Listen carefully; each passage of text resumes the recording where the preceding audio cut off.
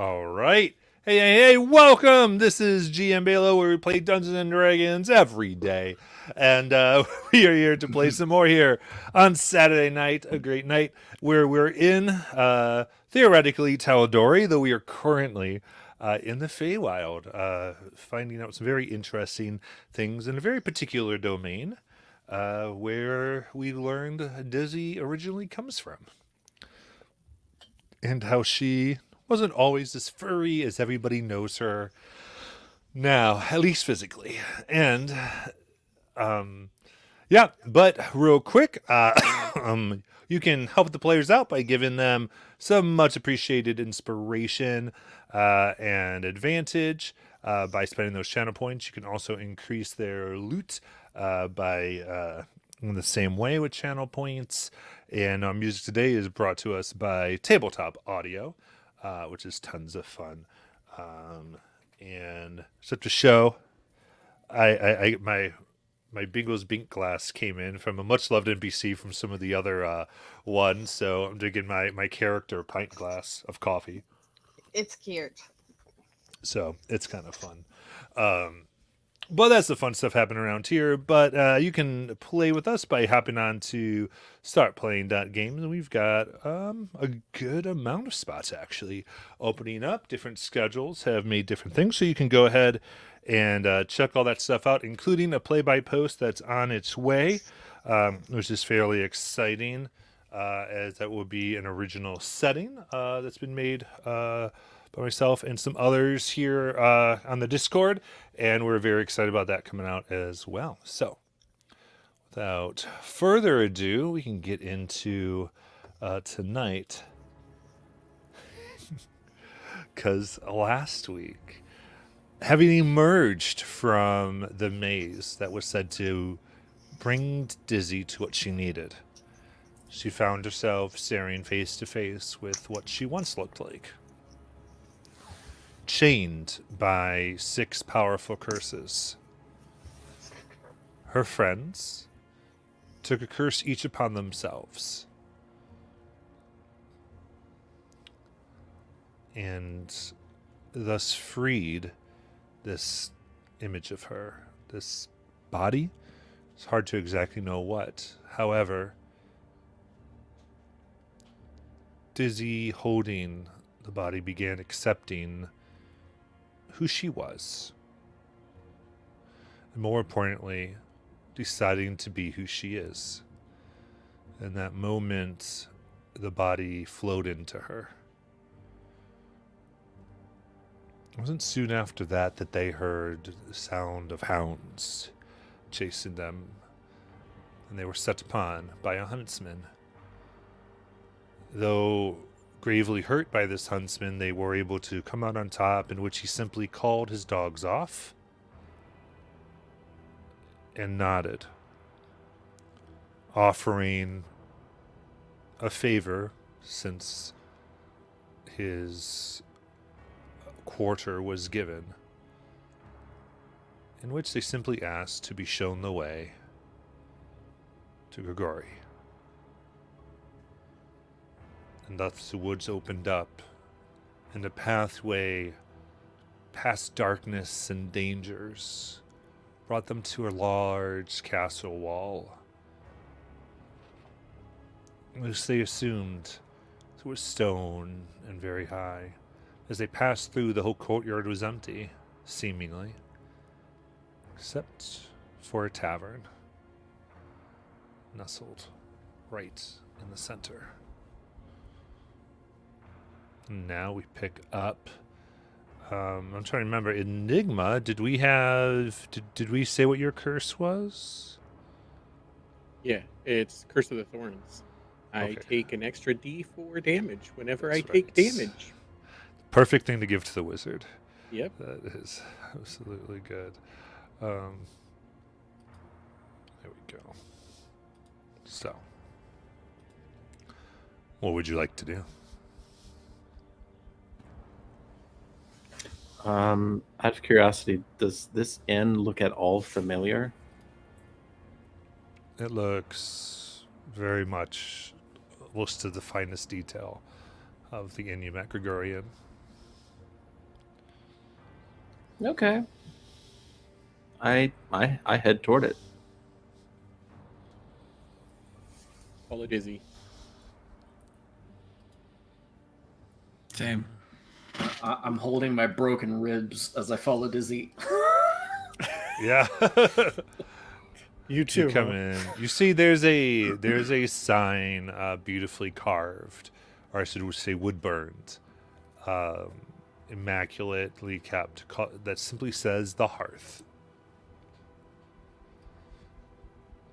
And you enter in. And here, you see people milling about. There are all types of fey creatures, tiny ones that skitter about from table to table, quick as your eyes could possibly follow. Some are drinking out of what seem to be regular type of mugs, others from flower petals that grow from the ceiling that are picked and filled with some type of liquid brought to pixies and other creatures, though not the same as what you were, Dizzy. They're an offshoot. And it's just marvelous. They're satyrs. They're creatures that Dizzy would know are known as redcaps, milling about. There's a centaur in the back. It's just almost too much to take in. There's creatures you've never seen before in every color and shape. And in the center, at a round table, talking with some finely dressed people of every type of just adorned to the nines, you see a tiefling woman, known as Grigori, who you realize on her back has your wings. And an object, one that which you were given. It was passed on to you to be kept safe, part of your family. You've long forgotten about it with the trials and your sudden emergence into the Fey realm. When you had it, what was it? It was a ring, actually. Had sort of a ruby color to it, and the inside looked like an almost sparkling liquid that would move and almost shift colors as the day went on or as movements went on. And it's encased with, or it was encased with, sort of a silvery trim, almost like claws that grasp at the jewel. Mm-hmm. You recognize it, except here is a large crown that dots her head. The silvery claws that grasp the jewel form the centerpiece that goes right above the bridge of her nose. With large, this liquid now looking almost held in place in spikes around her head, making the crown shape. As you see her play with and talk with those in front of her, no one bears any of you any mind as you walk in. So that there's no record scratch moment and everything stops and everyone turns to look at us. We just There's not. It oddly just goes along. People see you move out of the way, may kind of nod, but nothing like that. You feel like you're noticed, but not in any type of weird sense.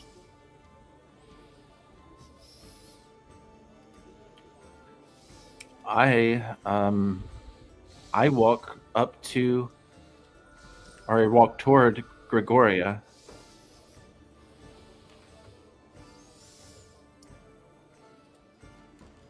Okay. I don't follow, but I'm just looking around to see if there's any movement or any commotion caused by her approaching. You see the centaur in the back seems to take notice.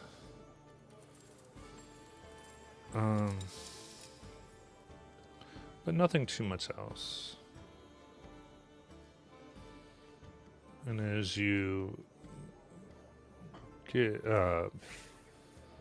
you see you get up there and they kind of look at you. There's no place to sit. All the places are taken. Those around the table look up, and though Grigori doesn't seem to take any notice. Are any of the people wearing shoes? One of them is a very long ears, too long. They almost curl. The ends of their ears curl back and almost touch their back. And there's various silver and gold rings all up their ear. And they have like a goatee that's bright blue. They do have what looks like silk shoes on as well.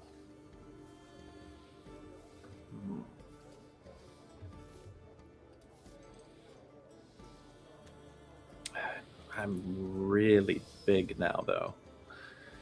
Okay. I'm going to just walk up, push two people aside, place my hands on the table, and grin at Gregoria.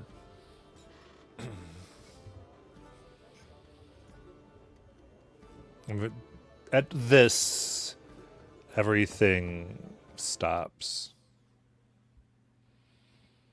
And she looks up. And why are you here? I came to play a game with my old pal Gregoria.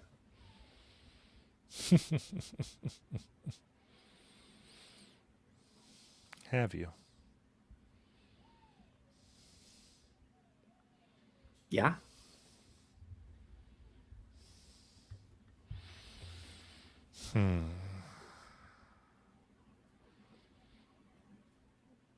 Unless you want to play one of the old games. You know, one of the ones I beat you at already. There's like this almost middle school ooh around the table, and she tightens up. Well, first you have to ante. Okay. I will play for that one, and I point at one of the gentlemen at the table. Oh no. First, a flash and then a roar. The gods enraged, who knows what for, splintered children grasping for land, a random occurrence or something planned, boats sent to the depths, trees scorched and ruined. Beware of the skies when a great storm is brewing.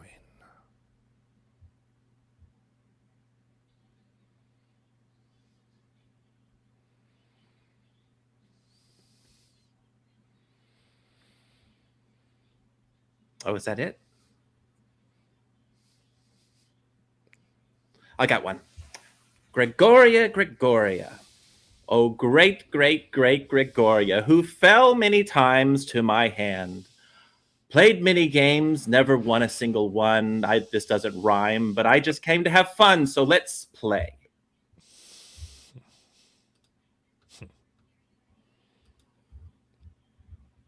I see.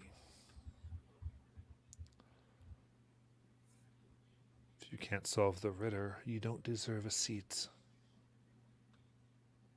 Oh. A riddle.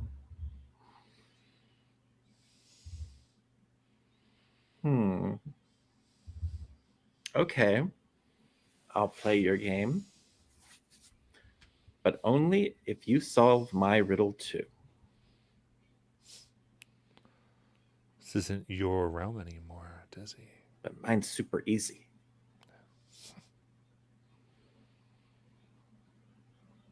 Here it is. What is dumb and ugly and about to lose to me? give you a hint. I'm looking at her.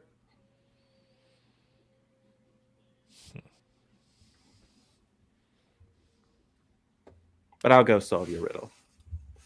I'll give you some time on mine.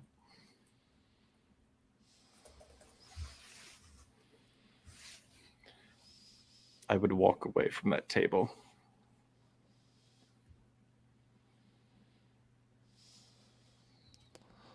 It's very quiet, and the seat stays open. There seems, you know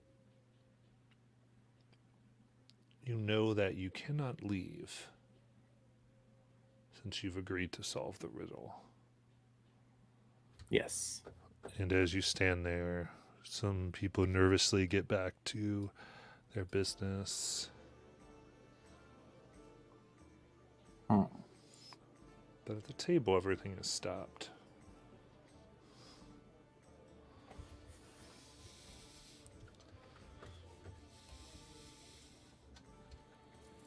All right. And OOC, can you send me a copy of that riddle?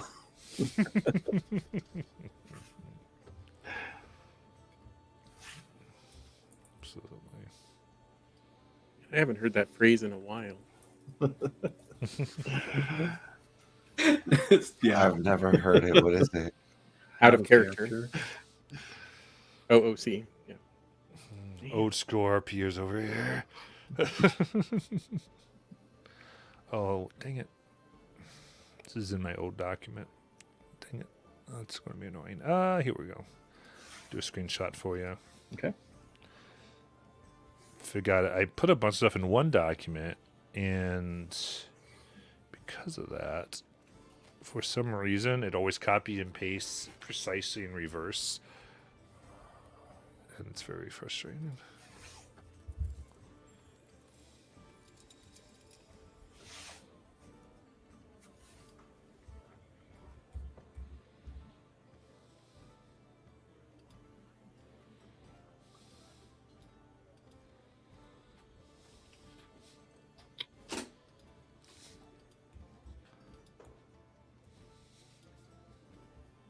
Did you see that? No, Okay, good. I didn't see anything. I just clicked on it and nothing happened. Okay, good. Because I, Sent me the wrong thing. yeah. Nope. Sorry about this.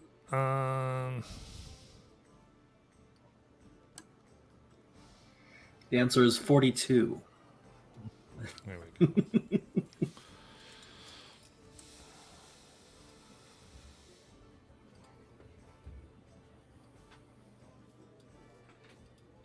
Okay, that should work. There we go. Okay. Okay. So I'm going to go back to the bar and just kind of sit there and think about the words for a minute.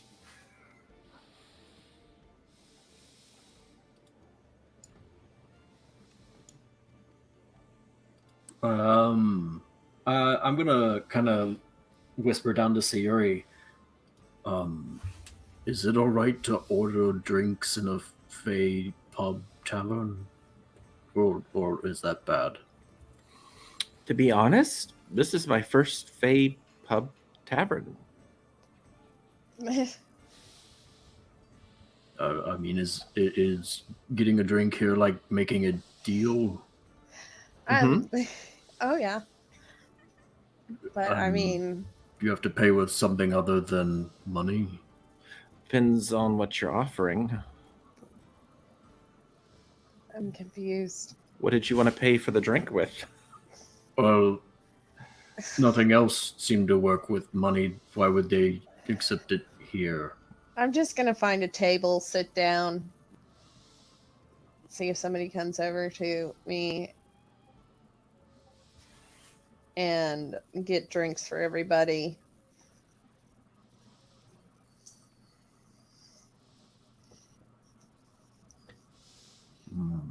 And I've got candy. Faye love candy, so I'll just offer a couple pieces of candy. for the drinks.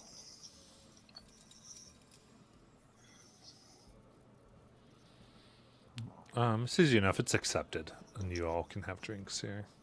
Here you go. What is it? Is it Take it.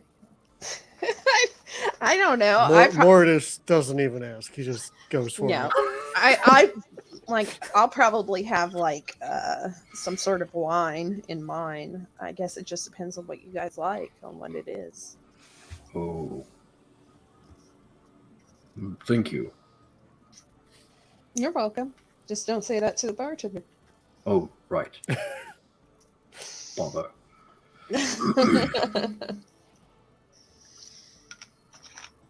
Enigma will listen to whatever Mortis ordered, and then she'll order another one because she doesn't drink. So then she'll hand it off to Mortis. Now Mortis is double fisting. You guys probably have ale. Rowan would probably I drink need one wine, more I for would my think. trunk. Rowan would probably have a wine. I don't know. That ale looks pretty good. If I could, I want a big old tankard of whatever it is that Mortis is downing.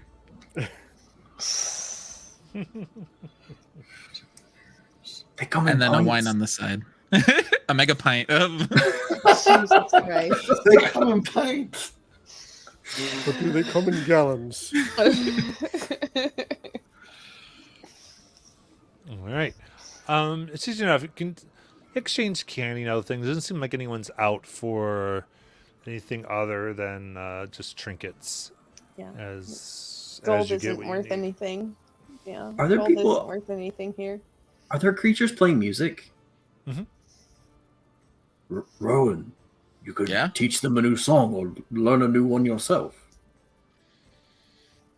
What are they gonna want in exchange for that? Trade them a song for a song. That's a good idea. Yeah. A song for a song.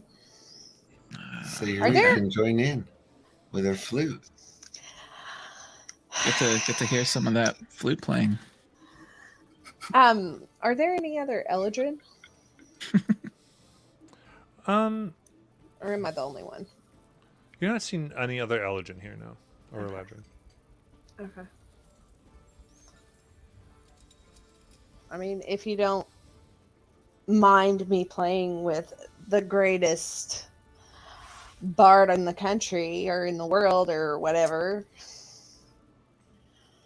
Of course, I don't I- mind. I mean, I would hate to like put a damper on your style No, with my meager flute playing. no, they'll enjoy it all the same. I feel like they probably. It'll be great. It'll be fun. All right, then. Let's try. Trade a song for a song. Who's all playing?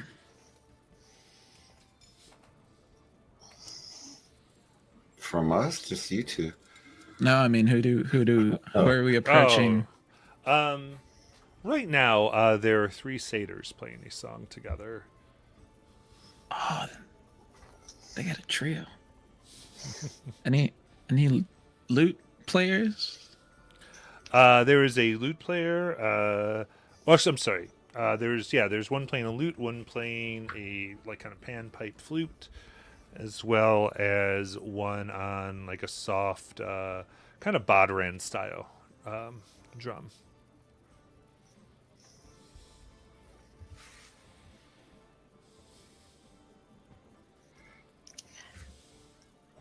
You're in charge here, Rowan. I didn't realize I was muted. I approached the lute player. I kind of listen to him play. Comment. Like your fingering skill, finger picking. You're pretty Nailed good. it. Perfect. Takes a lot of practice to get that good.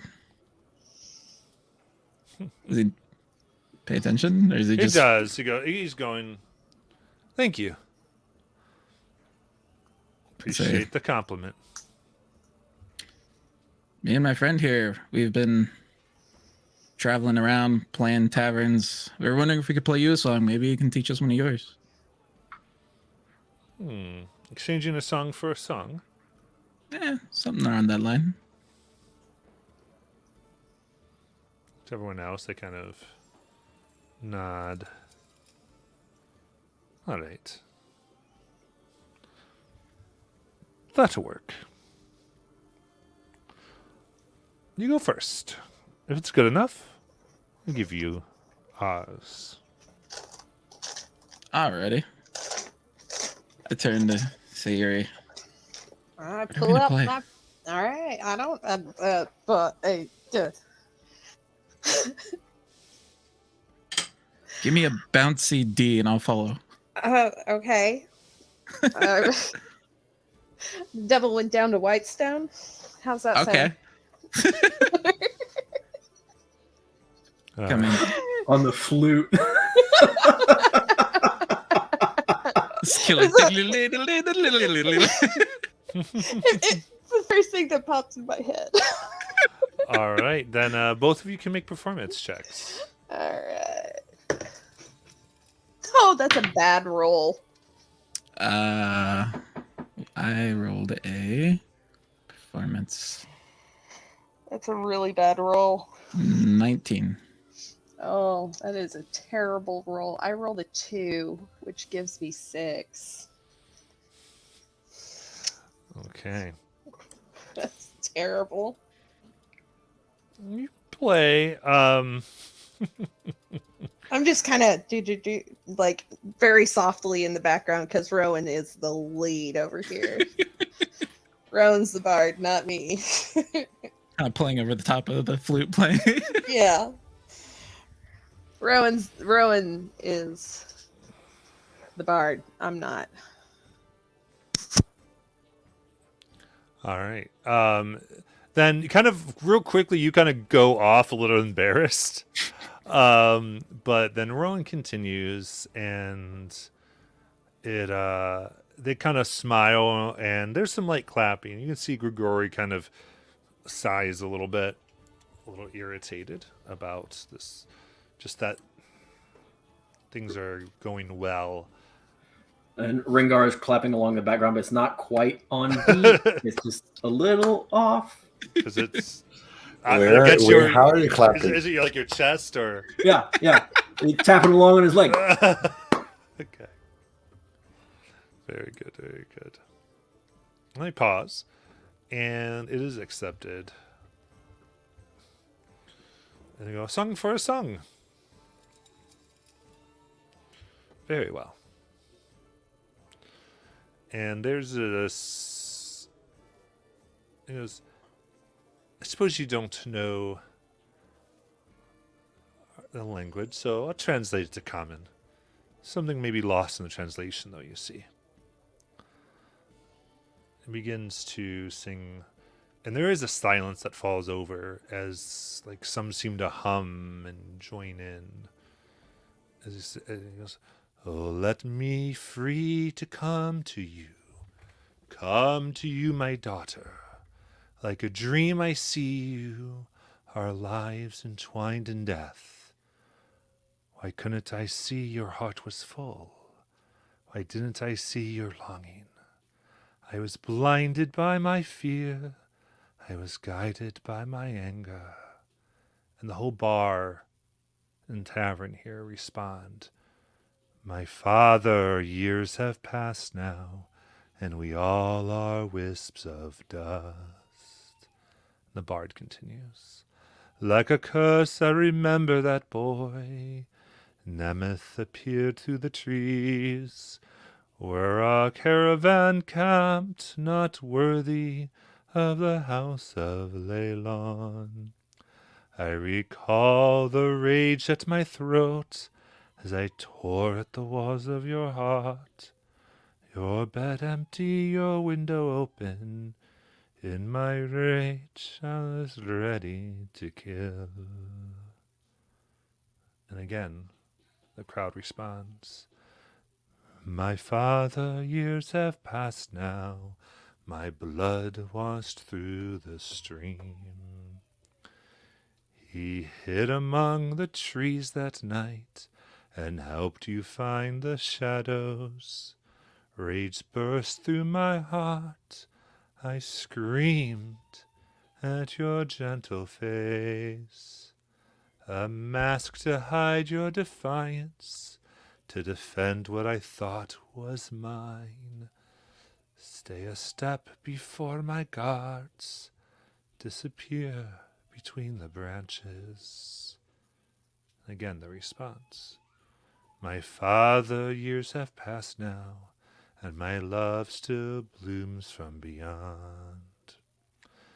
I remember the sight of your hair as I unleashed my guards in the glade.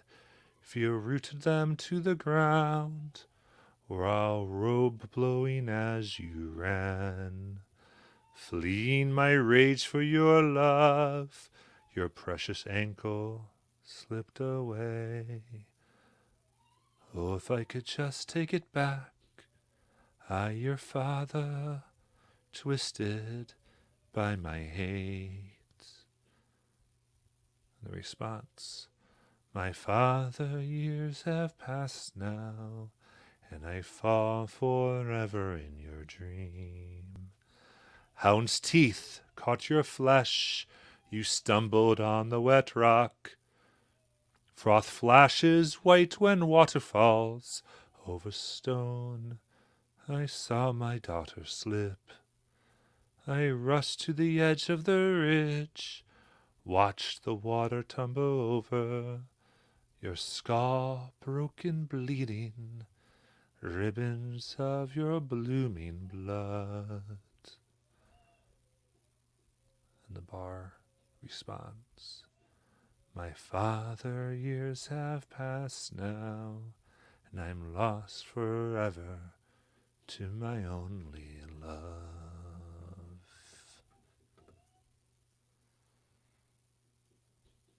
And then, as a moment passes, everyone kind of goes back to their business. Was Dizzy singing along? Like, is that a song she? It's up to Dizzy. Dizzy would have stopped what she was doing for a second to watch, but she would not have sung.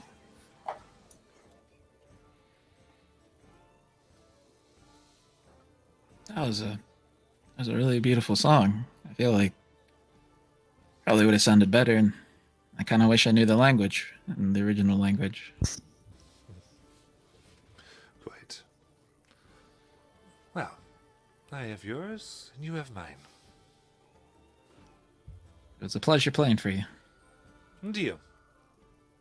Good And luck. And to you. I kind of step away. Sure. Good job, bro. Your song was really nice. Yeah. You It would did. have, like in a sorry, it would have been Sylvan that they would have originally sung it in, right? Mm-hmm. Yeah. Okay. I can teach you the Sylvan. I can teach it to you in Sylvan later on if you want. Yeah, sure. All right. I'd love to learn it. Okay. 'Cause I I'm can- pretty sure I would know like the translation to that. Mm-hmm. I can help you with like basic music theory if you want. I mean, like, I don't know how to play the flute, okay? But like, you know, some of the stuff is, and if you want to like jam, you know, sometime. I would enjoy that. And above table, I know nothing about the flute. I play the viola, okay? So like Courtney plays the viola. She's never played the flute.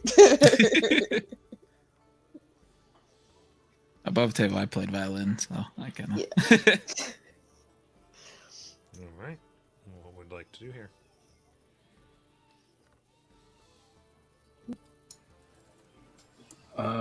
So yeah, Rengar is just kind of sitting at the table, awkwardly nursing the drink that Sayuri got him. Uh, Zero idea what to do in this situation. It's like, I'd go over to do the centaur that got a reaction out of Dizzy got a reaction out of when she approached Gregoria. Uh, what are they playing over there?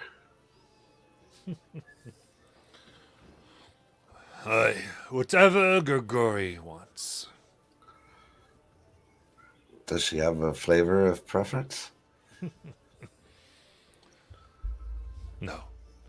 She likes to change the games and make them up every time. Oh, kind of like the I Win game. Have you gotten a chance to play with her? No. I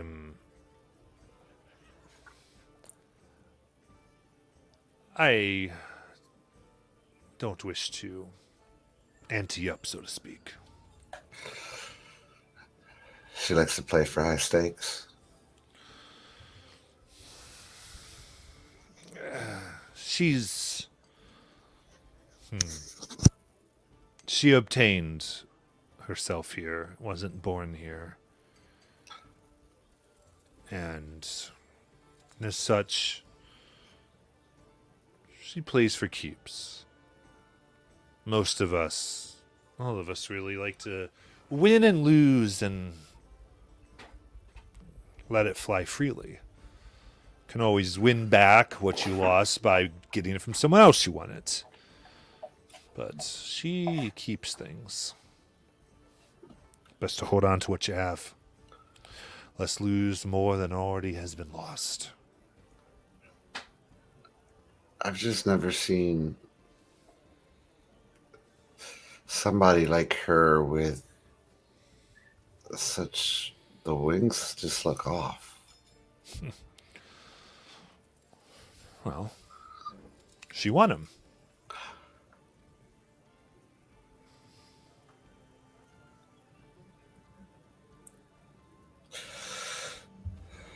Well, I'll be careful to not get too involved in her games then. I don't think you are going to be. If you're with your friend. I'm right in that you came with her, yes?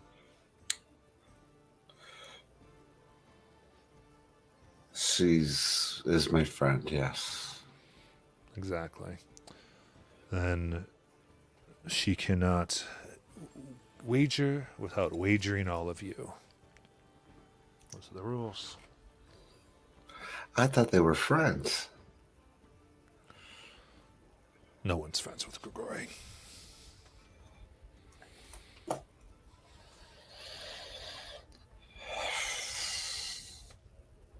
It's just hard to even consider a wager without knowing what game lies ahead, whether it be me or my friend. Indeed, And only the ones who play with her, they're forced to. But to play willingly will be a show indeed, one that I think everyone here is ready to watch. The game's already begun. I just kind of gesture my tankard and nod as I step away.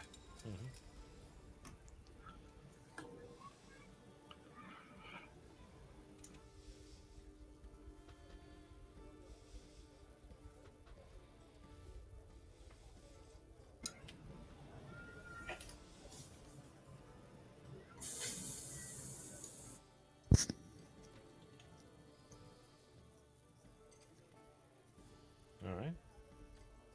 Then, what next?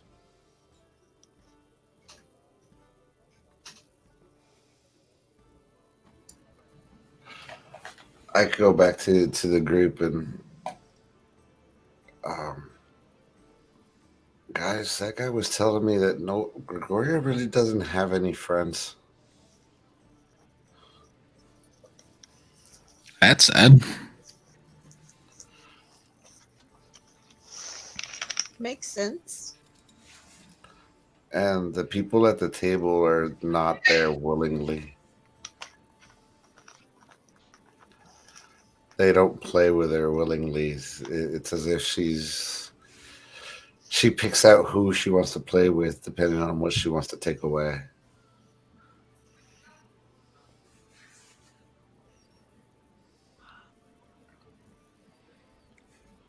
Does he make a perception check? If she has no friends, perhaps she has enemies. 14. 14.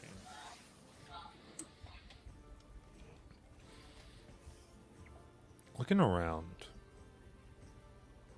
to your friends, it's pretty fantastical and fabulous in here. But every creature in here you see is dull, fleshy. Like you're colorful for the material plane, but for your fae, your form is not. And almost everyone in here has that same look to them.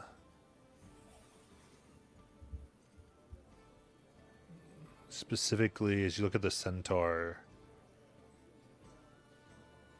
you think, there was once a unicorn.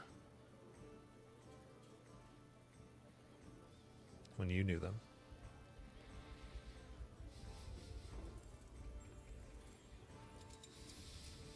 All right. I go up to the centaur. Okay.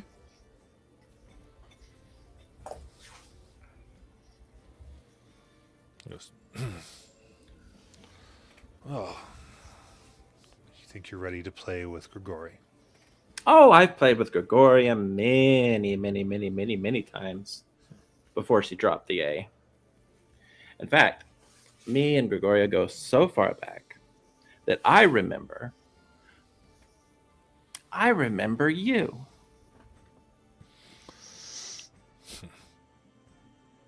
Does it please you to bring up painful past? Yes.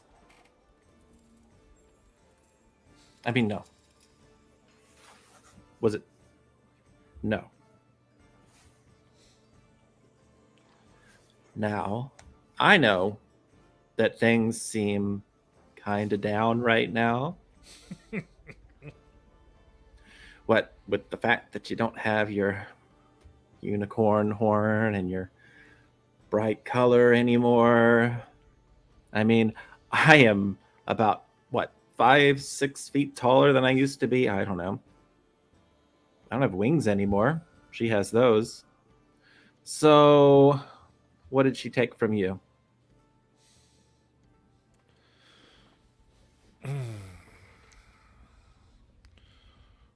We played for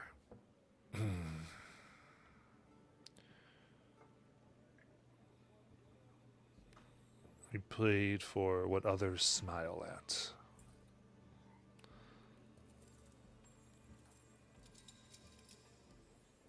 And I didn't realize that she meant my divinity. So I was robbed of all my celestial power. Oh.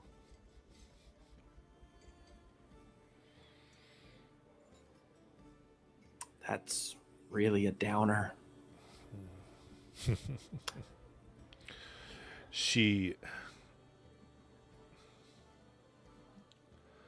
I don't know what she is, but I'll tell you this, Dizzy. She knows the root of words, and we learned long that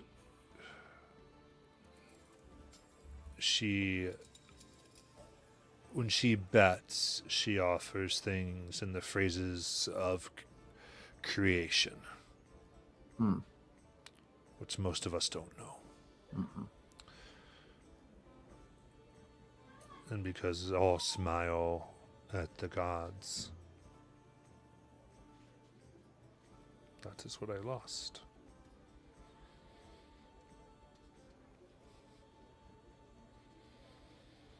So, were you here when lightning struck?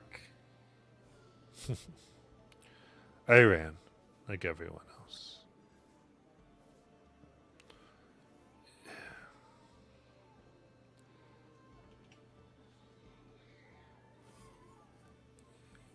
It's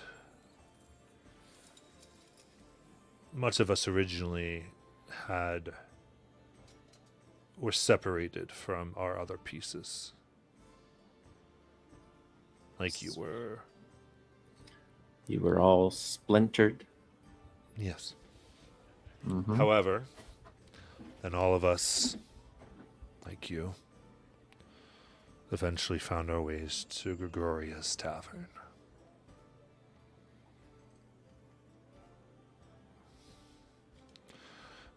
In which we found ourselves good at her games until it mattered. Only you kept on going.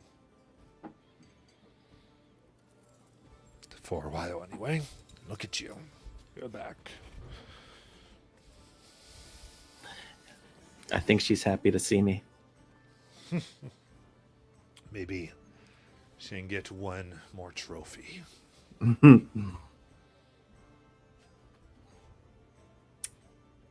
You're right. That is a great idea. Careful. You think you're tricky. She's trickier than you think. It's true. But between you and me, I know some things about Gregoria. Okay, Tizzy.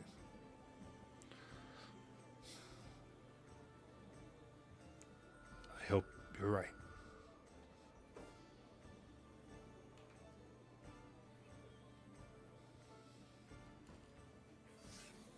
Okay. I'm going to head back to the table. All right. Again, she looks up. Remember, failure costs here. Dizzy. Well, what is failure? Do you have your answer or not? Depends. How many guesses do I get? Let's say. Here's a little smile. One per finger.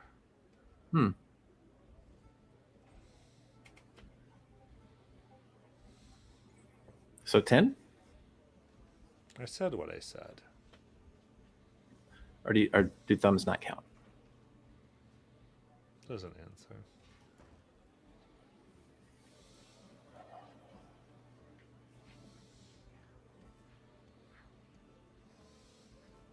You're not afraid of me, are you? Why would I be afraid of you, Dizzy? Because you come up with these crazy elaborate poem riddles for me just to sit down at this table and play you? Are you that worried I'm going to clean you up? Oh, we can't make special exceptions. I'm simply holding you to the rules I hold everyone. Oh, Don't be so vain. fair enough. Well, if nobody wants to watch us play, that's fine. Oh, I'm sure there were. But I am more than happy to take on Gregoria if she would just accept a challenge for once. But again, she declines. and hides behind her tricks. Hides, hides, hides. That's what you do well, Gregoria. Been hiding all this time in the Feywilds. Well, I've been searching for you all over the plains, looking for you so I could beat you again. And oh, here you are, hiding in an inn, filling yourself with all of these customers. Oh, you actually have to force people to play with you. People to play with you who can't beat you. Because that's how you rig a game, Gregoria. You're not any good at this game, Gregoria. Every game you've ever brought to me, I've beaten you at. But no, by all means, continue to sit there and smirk and smile and send out 1,000 rhymes and, oh, make special requests of the band and turn unicorns into centaurs. What an incredibly impressive person you are, Gregoria. The Gregoria I knew was just as much of a coward, but with no power at all. Some things don't change even when you gain power, do they? But no, of course not. I will go on and think on your riddle. I will continue to think on it and think on it and think on it, even if it takes 1,000 years, just so you can win for 1,000 more years. But you know what's going to happen, Gregoria? One day, I'm going to solve your riddle, and then you're going to be a loser again. So, by all means, everyone, continue to serve the great Gregoria. Oh, great queen of the Feywilds, who hides at her table playing amateurs, really. Oh, if the people at the old taverns could see you now. How far the mighty have fallen. Now excuse me while I go think on this ridiculous riddle. And I go back. Go ahead. Make a persuasion check. Do I have inspiration? Please say I do. I do not. Yes, I do. I do have inspiration. I'm going to use inspiration on this. At some point, Rowan would nudge you over and be like, Was that? I'm trying to think of how I can get over there to just cast guidance. I would need it because I suck at persuasion. So you make a big, extravagant, awesome display, and I just kind of come over and put my hand on your shoulder, casting guidance, and is everything okay?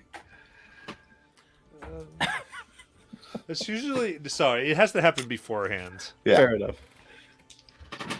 I can't get more than an 18 on this anyway, everybody, so.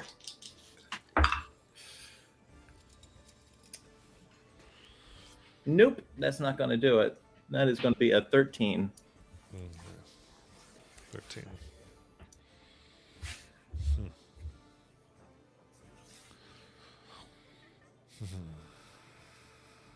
Well, it would be your own fault to be imprisoned by your own dim-wittedness. Ooh, clever. Most clever thing you've said all evening. I'm the one who holds the cards, Dizzy, not you. I know, when you keep hoarding them, too. Let me guess, you've marked them, haven't you? You've marked them. I'm not a cheater. No? No. You've rigged the game. Oh, it's fine. What do I need to do? Roll intelligence to try to solve this riddle? Because I'm not going to solve it as a player. You can make an intelligence check, yeah. Okay. Oh, boy.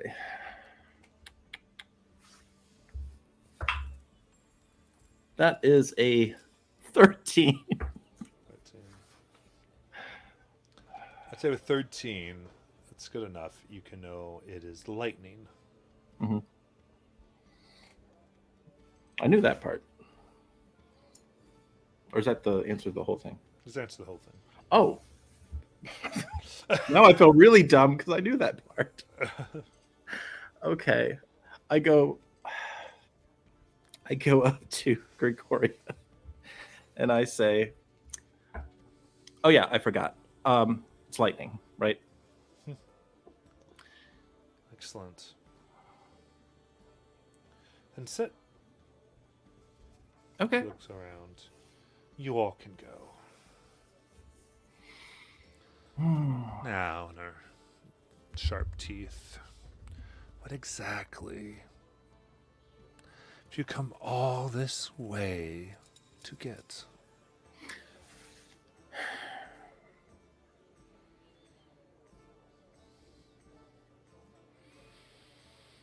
Oh, right. I came to get something to help with a problem I'm having.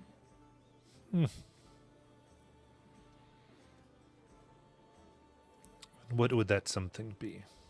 Well, I don't know. I need something to deal with a major problem named Rumbleguard. Let's see. He found you, did he? Mm-hmm. Well.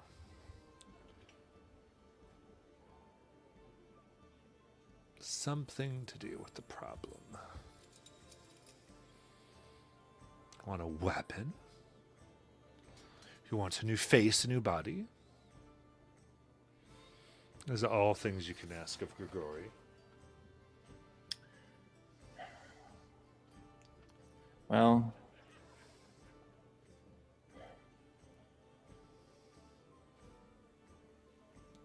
maybe we could, like, help him forget. Alter his memory.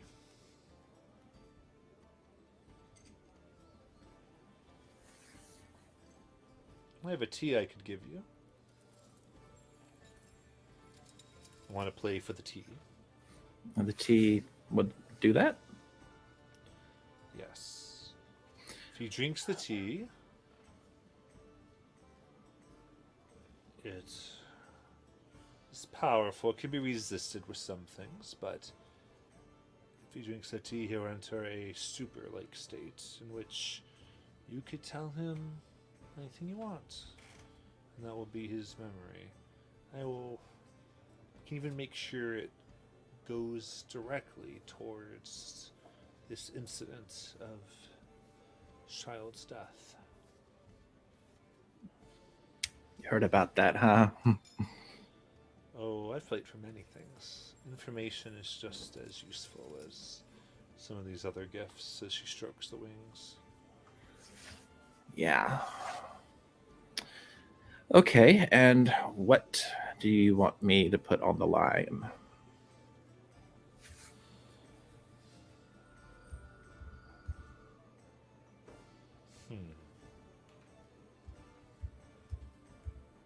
She looks at you.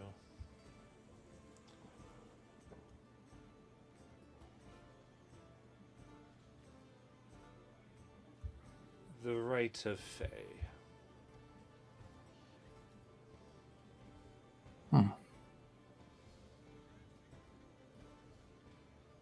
The Rite of Fae. Yes.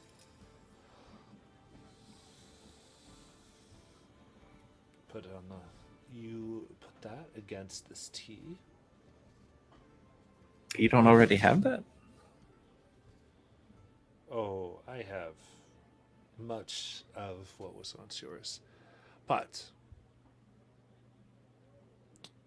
you still have the rights, else how could you have accessed the portal? You can gamble here. You can find me. See, this would wholly undo all that. You wouldn't be Fae.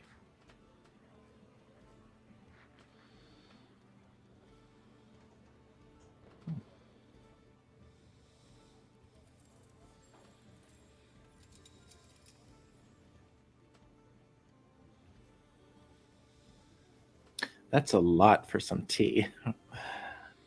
I do believe what it's for is this person who wants to kill you. I'm exchanging something to save your life for something you've had no need of until now.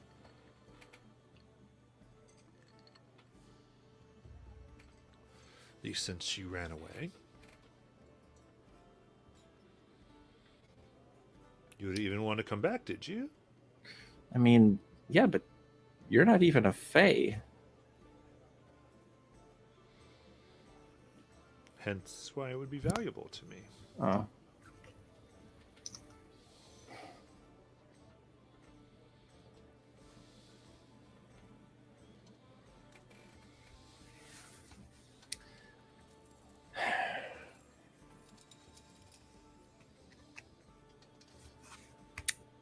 That I cannot do.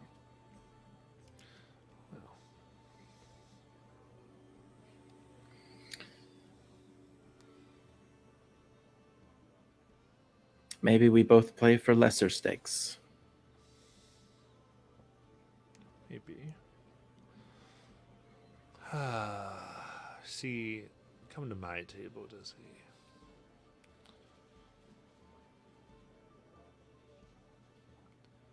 I take it as a point of pride that people don't leave the same. Hmm.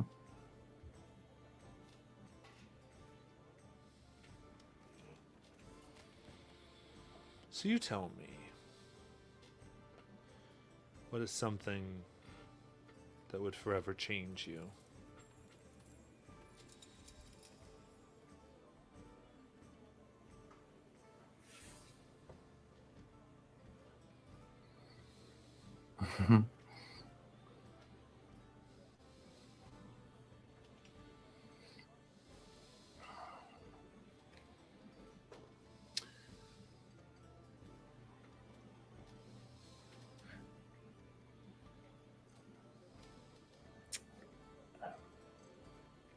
Forever change me.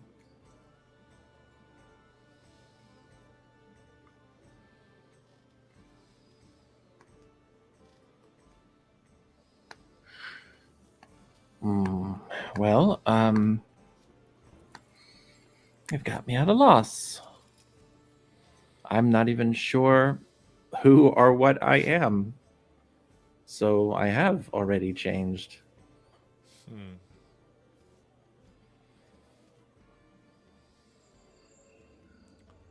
Wow.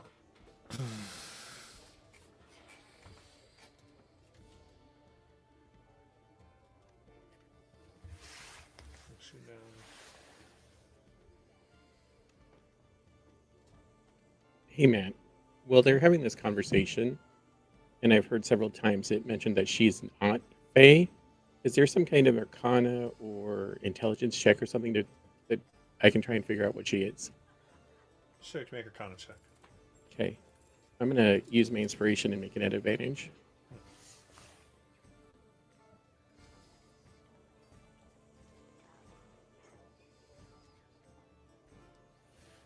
Natural 20 for 26. Very nice.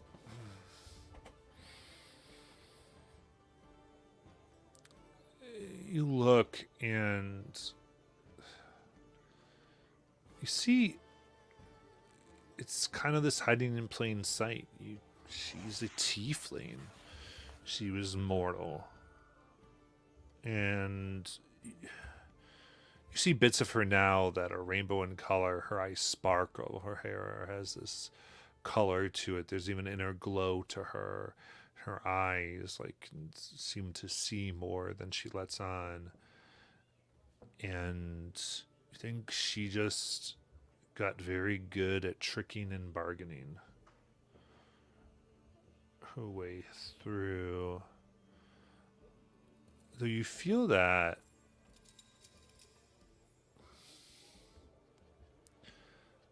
there's something, the way that she talks, her carefulness, as if she figured something out or knows exactly how to maneuver about a deal. So either she found something that taught her, or she was taught by somebody this dealing thing, the way to trick the tricksters of the Fae. I think that would be it.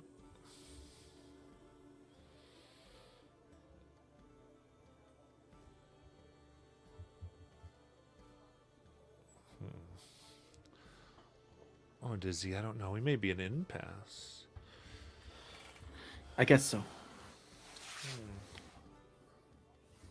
Because I can't give you what you want, because, I mean, look what you've done with it already. You're not really good at this. I have a realm in which I am eternal. I rule over everything. Hmm. And by decrees, a law, I rather think I'm doing quite well. Hmm.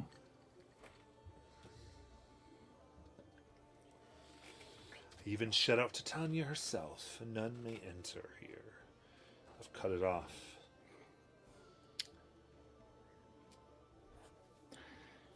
Okay. Well, I'm sorry this was a waste of time. Indeed. Dizzy, you may not leave my table without a game. Okay. So, my games are for something. Mm-hmm. You want to give me your fairness, and I understand. So, you've refused once. And I give it a counter offer in which you've refused to take. So, you've refused twice. Now, thrice I offer. She smiles.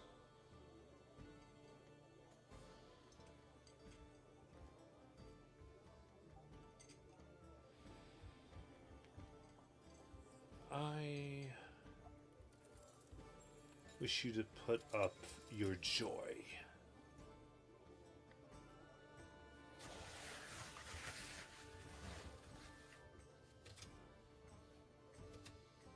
Now that is something I can play. Excellent.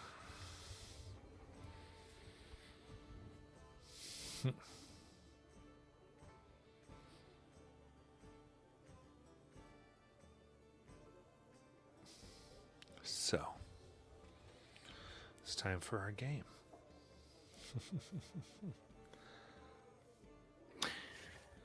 And what are you playing? What am I playing? What game are we playing? Well, what are you anteing?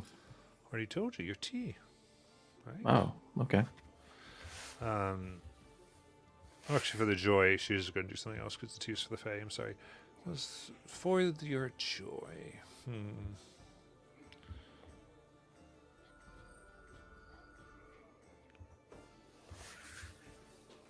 I'll give you.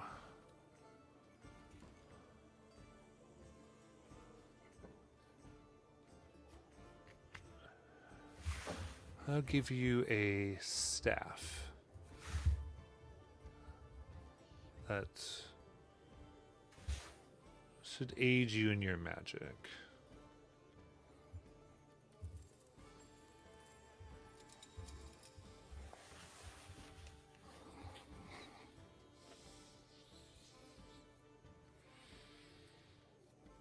Is it acceptable?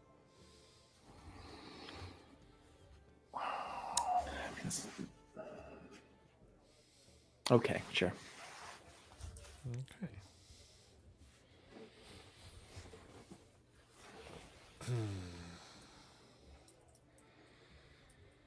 In that case, it's time.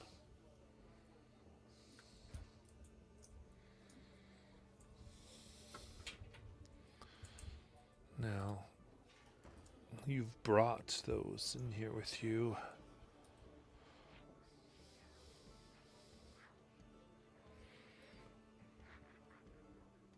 So, a locked room, a sunken puzzle,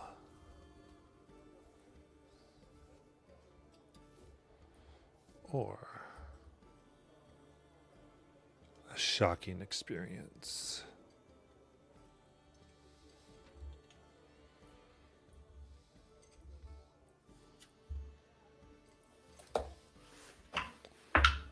Choose, and we'll see how you and your friends play.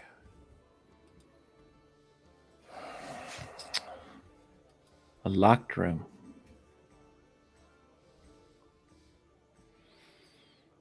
All right. And as you say that, the music stops and you find yourselves in a 20 by 20 foot room. Do we get to keep our drinks? The drinks are still in your hands. Yes.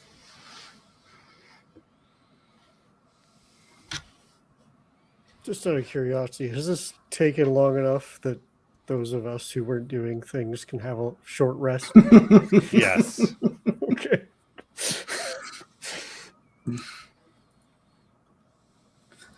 Okay.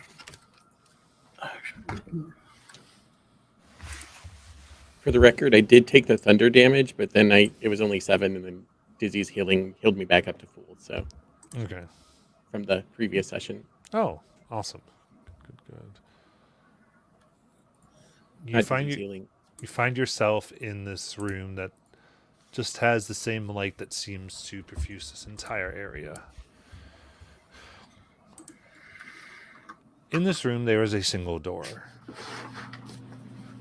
There are 3 levers that are labeled open and closed next to the sealed door. And you can turn these to make them say this in any order. Right now, they're in neutral position.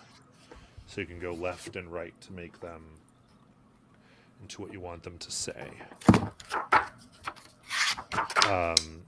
Right now, they're actually all start in the closed position. Is closed left or right? The closed goes to the right. Okay.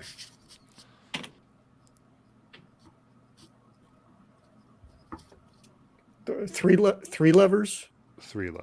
3 levers. Okay. And next to these levers is a message inscribed in beautiful handwriting.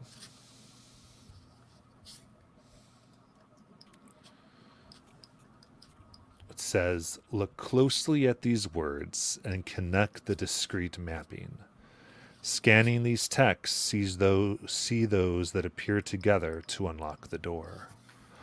You just need to address the problem, or you will be foolish and succumb to failure. Or will you be foolish and succumb to failure? You get but one chance. Select wrong, and you die." Can you post that for Yep, us? already did. Cool. Let's think it's here.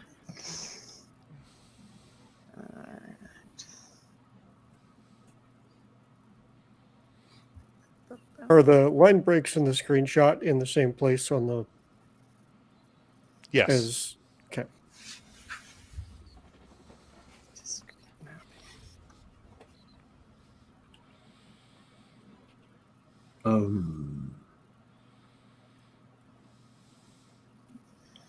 Can Enigma is anything about this magical? Perhaps some letters have magic and others do not, or I'll cast detect magic. Okay. I would say you get that there does seem to be, can't tell what effect does this, but you get that either this essentially would teleport you somewhere or summon something into here. Okay. Can I make like an intelligence check or anything like that? I'm gonna give a little bit of time, I think, because one thing Okay. we said is we wanted some puzzles. Yeah. Mhm. So if we just wanted, I mean, if you want to check Yeah. your way out of this, you can. Well, but whatever you want to do, if you want to take a little bit of time on it, is my question. Okay. That's up to you guys. I'm not good at puzzles, so. well, it's saying look for the things that appear together. and to connect them. And there are several words that have double letters. Okay. So one. Okay. So there's 3 levers. All 3 of them say open and close, one on each side, right? Mm-hmm. Are they top to bottom, side to side? Like, are they on top of each other, They're on beside each top. other? They're on top of One each on other. top of each 1, other. 2, 3. One. Okay. And it's open on the left and close on the right. Mm-hmm. And all the levers are on the closed side right now. Correct. Are there any words visible on the walls? You look. No. There's just this message.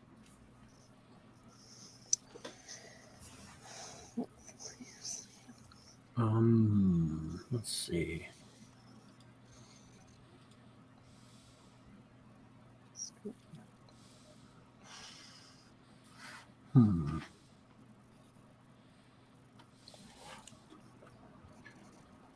Should we pull a lever just to see what Well, effect it We had? get only one chance. No, I don't think so, because one chance and we die. Yeah. I don't have it completely figured out, but if you take the letters that are doubled, you can get the word open from them multiple times. No? I'm confused. What? Yeah. The double letters. So if you look at the double letters and you extrapolate the extra letters, if I'm following your logic correctly, you can spell open, right? But Right. You can spell open twice. So what about the D's and the C's and the... yeah. Well, you can. I believe you can Closed. spell closed once. Oh. I don't see it. You guys have fun. So I one am closed, 100% confused. I am dumb. I told you guys this, so you guys have fun with this. So if you look at the thing in the general thing, the riddle, at the words, some of the words have double letterings, like in the word look. And so if you take that as just an O and you keep going and you find any other double letters, they start to spell out open. I see O N E P In O nep. they're not in order. Oh, But if you okay. rearrange the letters, they spell open twice and closed once. Oh, okay. in So which where is? sequence would be the closed? We just don't know yet which to be open and which to be closed. Well, You said that. wouldn't it be the order that they're on the... That's what I would riddle? think. That's what I would think. That's what I Well, would think. So the first one would be open, and P O. Yeah, that's just NPO. Wait, what about address? That's for closed. Yeah, it'd be ED. Okay, it's closed. closed. Yeah. At the end. Okay. Where's My- the double L? Do the Oh. line breaks give us any ideas how to put them together?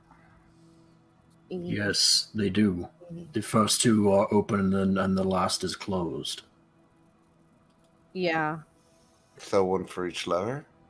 So I believe the top two levers are open and the And last bottom lever one is closed. Okay, that's what you guys were confusing me on. I'm like, where are you seeing this? I didn't realize. It was on- yeah. Okay. All right, I'll do it, since, you know. So I'm going to do just that. I'm going to I want to down my drink before we do anything, just in case. Yes. I'm going to I'm going to so the one on the right's already closed, right? It's already says closed. All three of them say closed right So now. I thought they were stacked. They're stacked. Oh, they're stacked. Okay, good. Yeah. So I'm going to go with the top two, flipping them to open, Okay. and then I die. And then Then we all die. Basically, you just have to turn the knob to see if you're right. Okay, I'm going to turn the knob. How does it happen, Matt? How do you want to do this? How do you want to do this? Yeah. You grab it, and you open the door, and on the other side, you see the hearth in. And you walk in. See, Dizzy? All that fear. You should think better of me.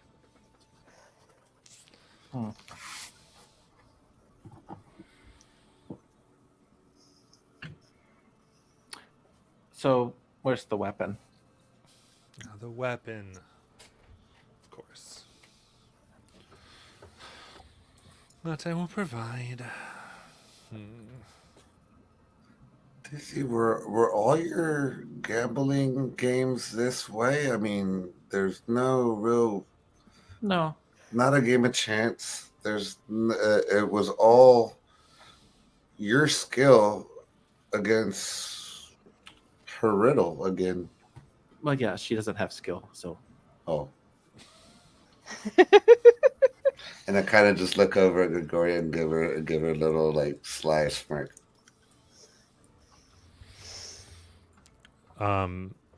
You see that Gregoria she's smiling, but everyone here is looking, and you see a little tense as though no one's ever won here before. How does Gregoria look? Because I know Gregoria, and I've known Gregoria when she loses.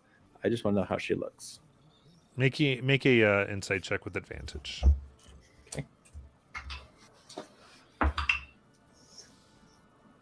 That is going to be a 21. One, she is very upset, frustrated, almost murderous. Okay. In that case, I'm going to say, wow, how long were you here again? And that's the best you came up with?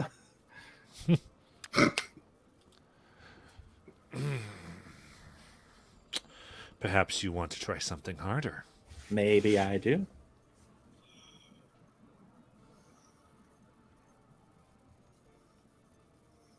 But this time, you're going to have to put up something really good, because I just put up something really personal and from the soul on the line. I thought this was going to be good.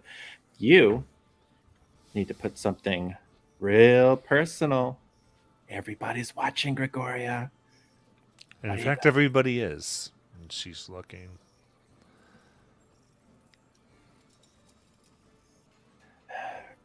Crown is heavy. It was like, and the centaur on the back. It has been asked. And the silence is palpable.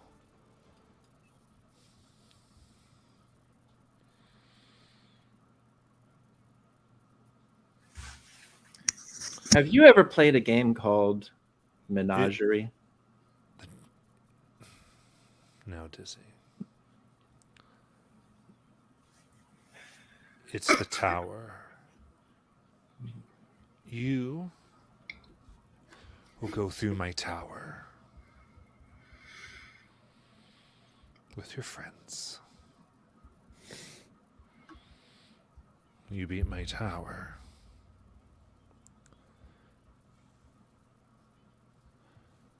The crown is yours. What do you say?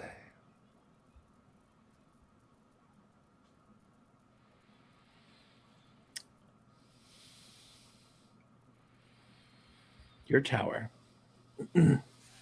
What do I know what she's talking about when she says her tower? No. Okay. You wouldn't know this. It seems to be something she's made here. Okay, I want to read the room.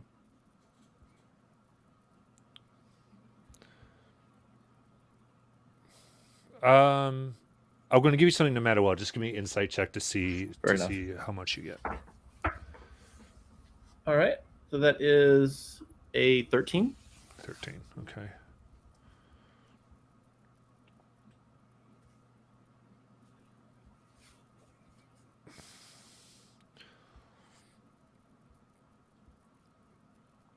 Yeah, the look here is almost like a death sentence. Then I accept.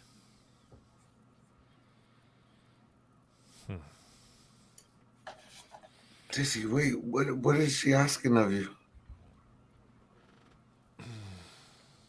Then I go through a tower. And again, centaur in the back. The rules, mistress. They get to sleep. Indeed. She kind of pushes her hands, and she was about to do something, and everyone kind of looks. She goes, "Of course, of course. Get them rooms. Sleep well." So nice of you. And she kind of Wait, what about Dizzy's staff? That was the first game. You're now playing another game. You have to honor agreements in the Feywilds, just so you know, Gregoriano. You're new here. she's steaming. I'm just standing in the back, just grinning my ass off. Like, yeah.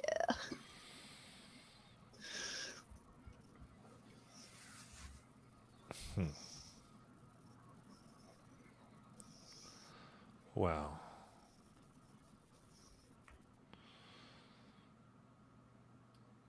I have something. For a little, shall we say, souvenir from what you sought relief from, huh? We call it Blood Drinker. Does not sound appetizing. And she puts this, you see it's made, you recognize this as blood oak, which is watered with blood to keep it to grow. Suppose this one was made from the blood you brought back. So why not? She, almost as she thinks of it, it comes to her hand. She lays it on the table. As per the agreement, I bequeath this to Dizzy. He rolls it across the table. I will take a hold of it, and I will say, as per the agreement, I accept.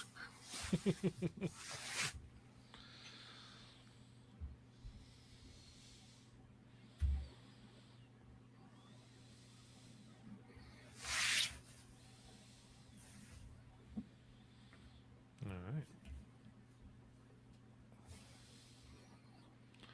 I just put it in there.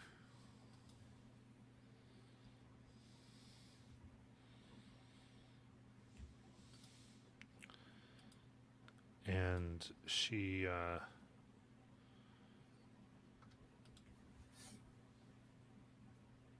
gets up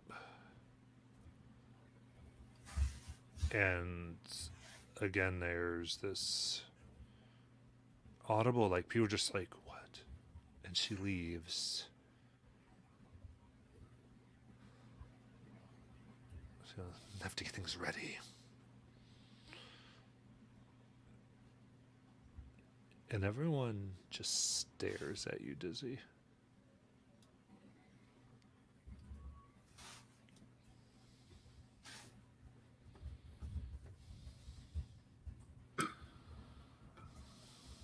Has anyone else been through the tower? No, says the centaur, but the tower's been through them. And there's laughter, and it goes, play! And things start up again. Guys, is this gonna be like the death trap that kind of chewed me out? It's going to be sort of like that, except a lot worse. Like as bad as the Amasantulan Tower we went through, or like I don't think that was child's play hmm. compared to probably what we're gonna go through.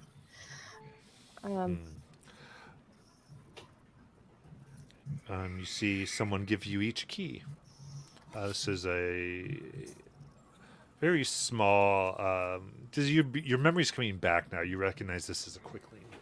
As it kind of darts around, small humanoid figure, and quickly puts a key in each of your hands. Your hands.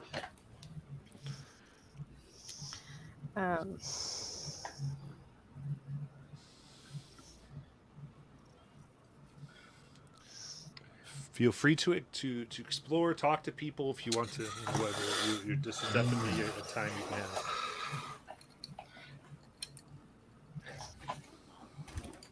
So, how long until we go through this tower? Probably as soon as we wake up. Oh, After we take our rest. right. Yeah. Hey, Enigma, I've got something for you. I want to show you something. Okay. I'm gonna pull something out of my bag. It's a flask. It's a clear flask, and it has what looks like glowworms in it. And I just want to try something. I just want to see something. And you probably see mine is probably the color is kind of like a bluish color on mine right now. Okay. Like with me holding it, it's blue. I just want to see what color it is for you. And I'm going to hand you this flask. Okay. She'll take it. These are spectral glowworms that change color with mood of the person holding it. Does it change color? I mean, I think he's in a different mood than you, so Yeah. I'm sure it Yeah. would change. I guess whatever color is inquisitive. Would that be like yellow or orange? I don't know. Maybe yellow. Yeah, probably a yellow. Yeah. Huh. That's kind of cool. I was just curious if it would work. I didn't know. Oh. Well, I'm glad it worked. Yeah, me too. So you're just inquisitive by nature? Are you always like curious? Well, at the moment, I was curious about whatever these are. These glowworms. But That typically, yes. Okay. There's a lot I'm still learning. There's a lot I know, but there's a lot that I don't. It's very weird to know things but not know other things. That makes sense. All right. So I'll say that we've got a few things going on. There's certainly information to be had here if you so desire. You can feel free to RP with each other as well. Just want to let you know what's possible here. And there are also possible aids as in items that could be given here because you do have your treasure boosts. And that's how we're going to resolve those here. Is people maybe giving you something to help, but you must engage them, and that will determine. Oh no, it's the Hunger Games. You have to get prizes from your sponsors. Oh no.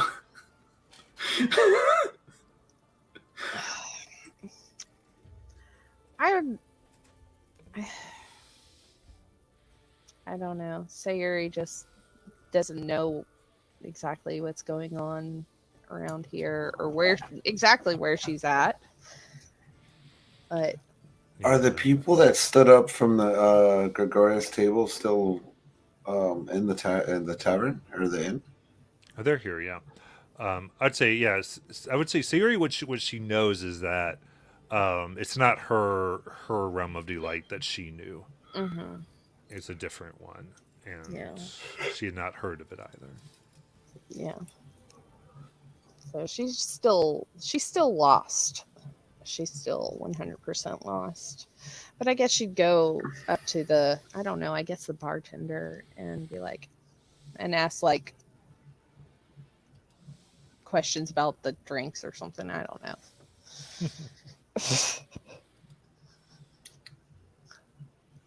Because she still hasn't been in an actual tavern. She's been in an inn, but not an actual tavern.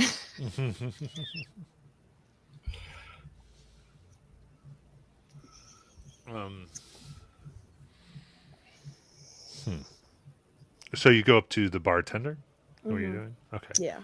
So the bartender here is, it's very interesting. You see, you would almost think they were Eladrin as you get kind of close to the facial features, but you see their ears have been cut off right before the lobes get big. And you also see where it looks like they did have wings that had been ripped off. And they are going, how can I help you, miss? And an honored guest.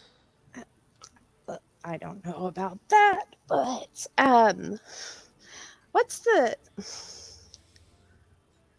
good drink that you have? What's your best drink? Our best drink? Yeah.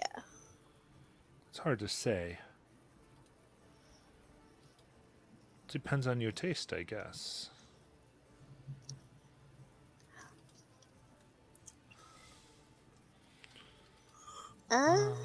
I don't know. I've never been in a tavern. They give her milk. Probably. They go, tell you what, how about I give you something that's good now and another thing that is good later? Okay.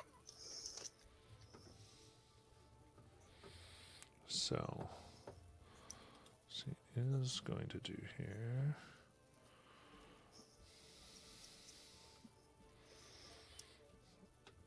All right. So she gives you amazing glass of wine. Then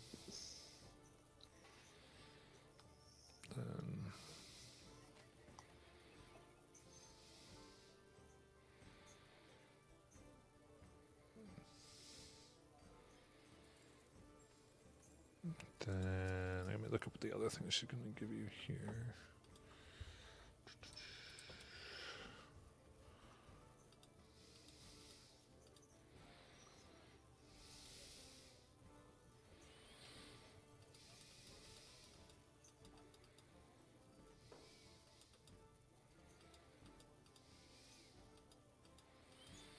Second one, so I'm trying to find what I want to do here. What's something that the rest of you trying to do? So Enigma wants to approach the centaur who is speaking up, and so like the rules and those things. Mm-hmm. Sort of the one that forced the hand. Okay. Mortis would like to approach the centaur as well. All right. So if you go up. Well, you guys have certainly made it interesting tonight. Yes, it has made me curious as to whether you have in some way placed yourself in danger. The tiefling seems very protective of her gilded cage.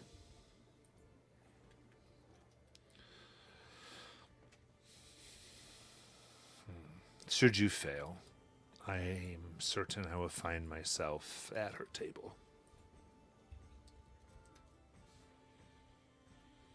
And what that will mean, well, let's just say I hope you win.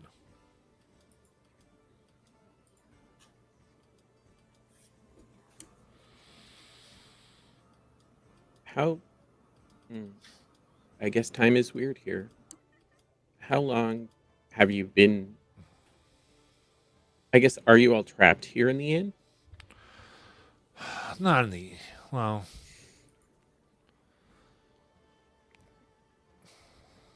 Trapped is an interesting word. We are free to leave should we pay the toll. What is the toll? Oh, it depends.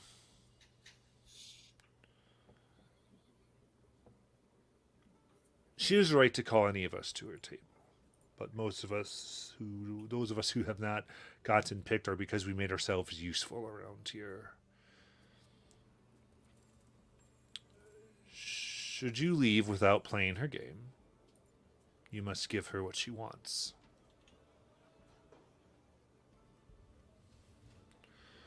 What you would have bet for. Otherwise, you can stay and wait to be called on and forced.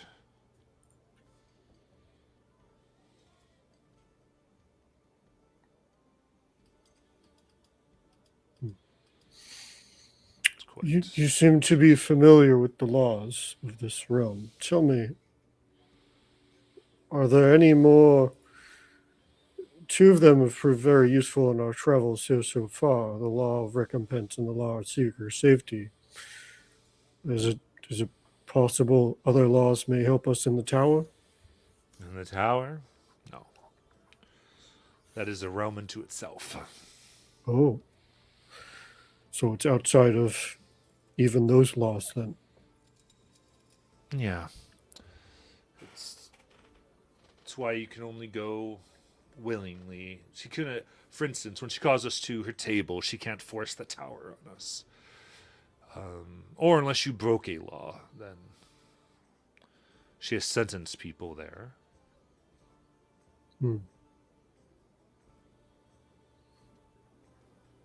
What kind of people has she sent there?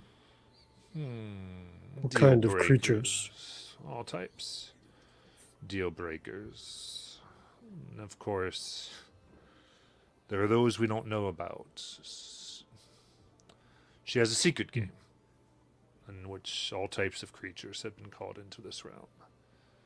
And their deal is to serve in the tower, presumably as threats or guards of some type. What I do know is you have to be strong of wit and arm. It's not the challenges are ones where if you know how to fight, you can do well. But you have to keep your mind about you while you do so. And there's those more straightforward. What I'll tell you is that giving you a night goes both ways. Since you're given a night, you have a night.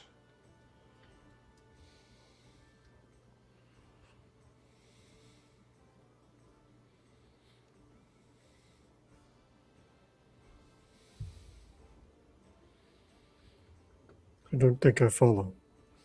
Are you saying she has an extra night to prepare more treacherous traps? No. I'm saying that you have the amount of time you have is a night's time. To complete the tower? Once you're in, yes. Oh. I know she adds floors. I don't know how many are currently there. But what I do know is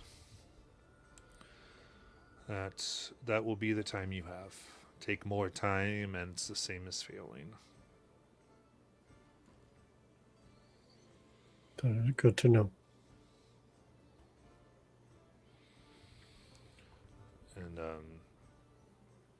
Sayuri, what she gives you is a bottled Bloody Merilith. Okay. I'm reading it, but I'm not sure what it means. You could take one reaction on every turn in combat for 1 minute. Mhm. So I can. So not one per round, one every turn. Oh. Right. Oh. Used strategically, it's extremely potent. Yes. Oh. Unlimited counters. Till you run out of spell slots. Right. Oh, okay. Awesome. Like how we went through crushing to, oh, thank you very much. Yeah. Yes, nice. Okay. Where is Dizzy right now?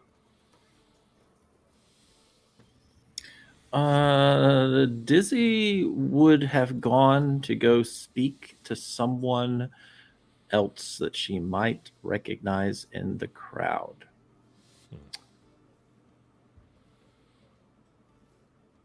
That's where Dizzy would be. Okay. Okay. Well, I don't want to interrupt Dizzy if she's on a mission. I will go find Sayuri at the bar. I sit down, and first I look at the bartender. Like, forgive me. Do you serve food? All I've had since I've been here is some weird fruit in a maze, and I'm very hungry. Good that I like you. But Oh. I have some food from the material realm around. And she brings back, she basically has bacon and eggs she can give you. I would thank you, but I'm not supposed to. Very good. I'm just going to steal a piece of bacon off of his plate. Sayuri, I have a question. I'm trying to understand this place. I'm not doing a very good job of it, but there were people at the table with Gregoria that got up and left when Dizzy sat down. What did they pay?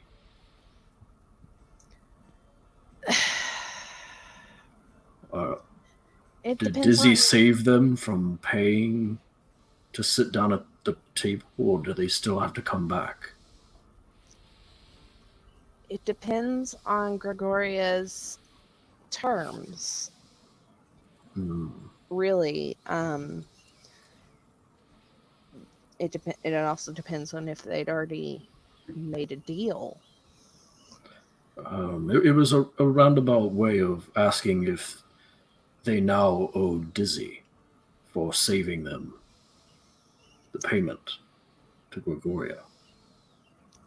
I don't exactly know the each.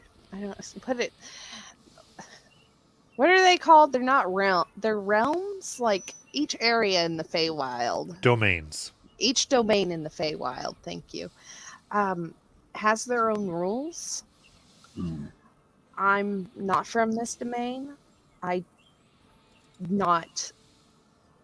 don't know Gregoria. I don't know how she works. I don't know whether Dizzy saved them or not. She might have. And if she did, they may have to pay. But I think that's all dependent on Dizzy. I didn't want to interrupt her. She seemed like she had personal business. I understand.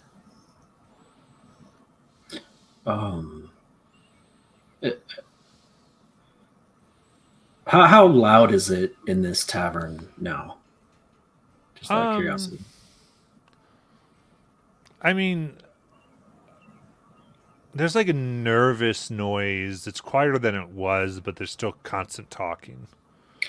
I lean down closer to the bar to get and lower my volume, so hopefully only. I don't know how good perception is with Faye. They probably can never hear every word. But I'm like, Sayori, are you all right? When we got into the maze, you started to wander off. And I was worried that you would just be gone and we wouldn't find you. That is a good question, Rengar. That is a really good question. You know, I don't know if I'm okay. I understand. I'm just I'm processing. I'm trying to remember details and I can't, and it's frustrating me, and I want my sister's cloak back. That, I think at least, I can help with. I pat him on the arm. And if you do find that you would need to or like to talk about anything, I'm here. I know. I'll figure it out. I'm gonna hand her another piece of bacon. Ah, thank you.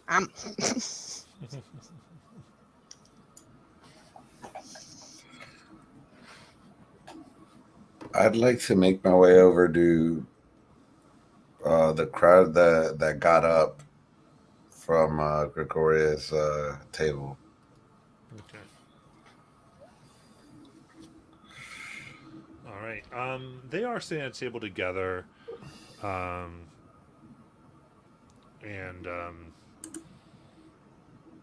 you see them discussing, and they see you come. They kind of quiet, go, "Hello."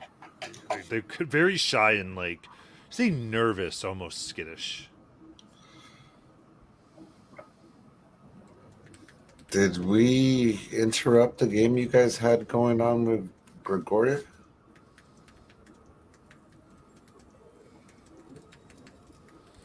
Thankfully, yes.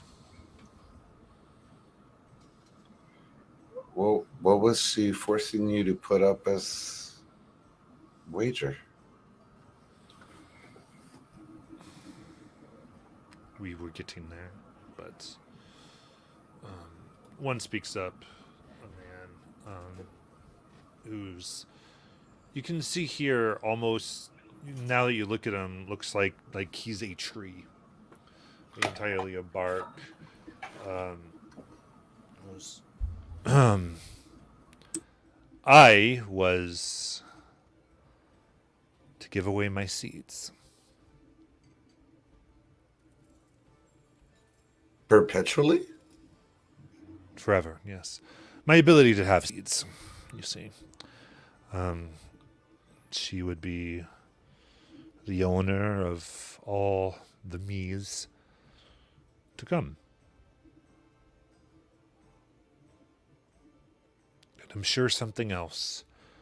I'm sure unbeknownst to me, the seeds have some other intrinsic value like everything else she makes us give her.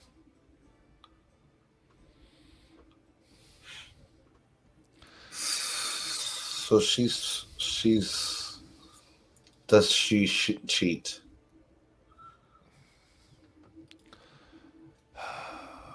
No. Just It's mechanically in the game. It's nearly impossible to cheat when you make the rules. She just cheats with the arrangements of the payment. More, she tricks. She misrepresents the value of what she's actually taking. You could say that. She takes advantage of our ignorance. on how we work.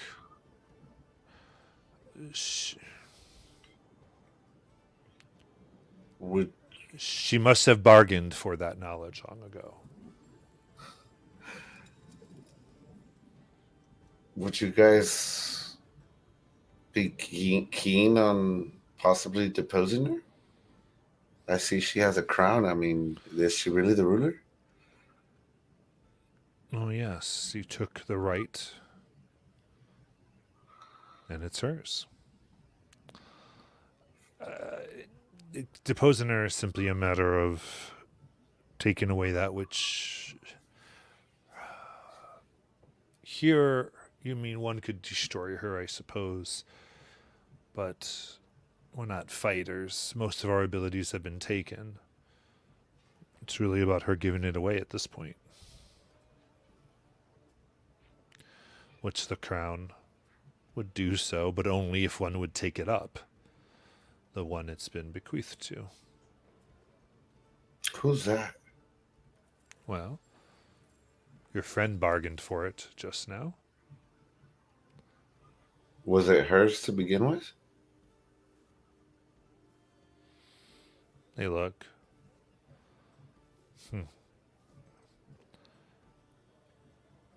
You should ask her.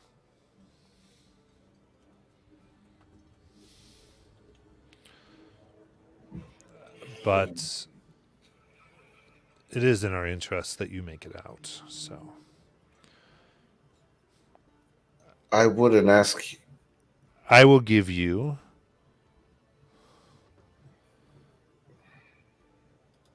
a portion of what she would have me give her.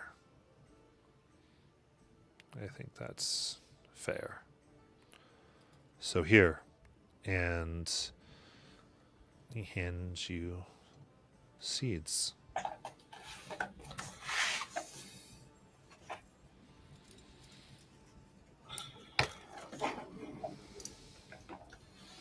I do not intend on asking anybody to help us if it ever comes to a battle. In this world that's foreign to some of us, information of what we're getting into goes a long way. This tower seems to, the mention of it seems to have shaken everybody in here. For me, my wife was sent there. And she never came back.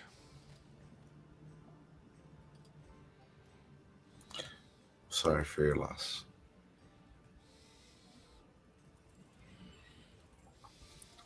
Is there any possibility she might still be alive there? I don't know. A lot of things are possible. But, well,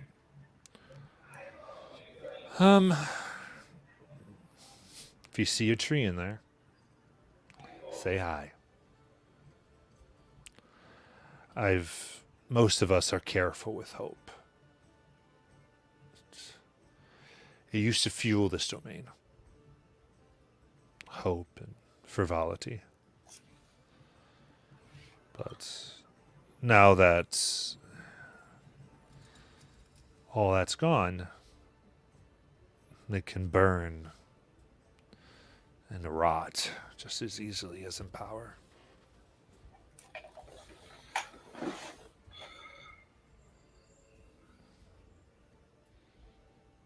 Well, enjoy whatever game you guys are playing, and I nod and step away.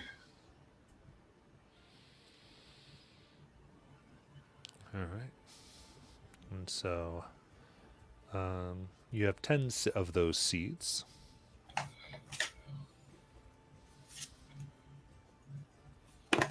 Did I just become a father?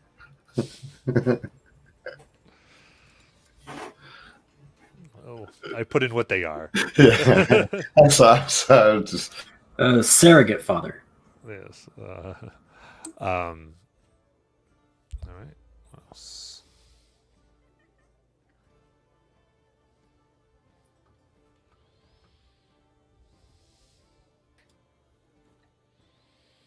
Mortis, how's your glass? Your tankard, cup? What you drinking? What you having? Whatever they serve me. I'm not picky when it comes to alcohol. Very good. And then Dizzy, you approach. This, there, you finally find someone who isn't entirely different. Though aged, which is very strange for you to see.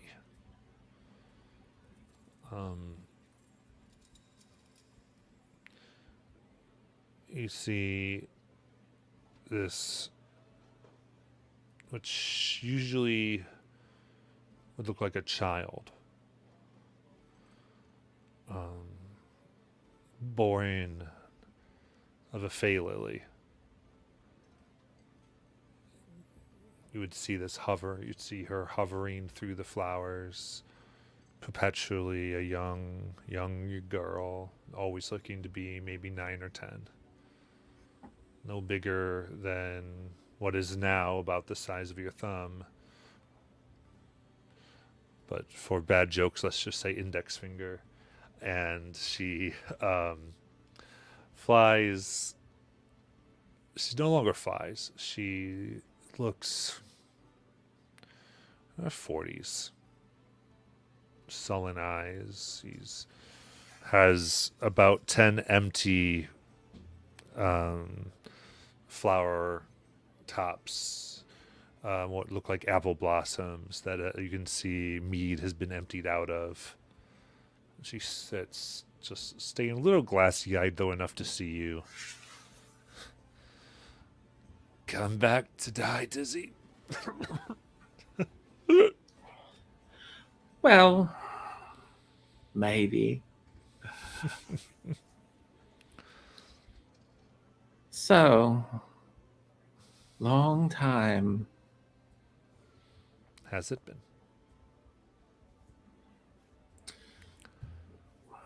Sort of, yeah. A whole other lifetime ago for me.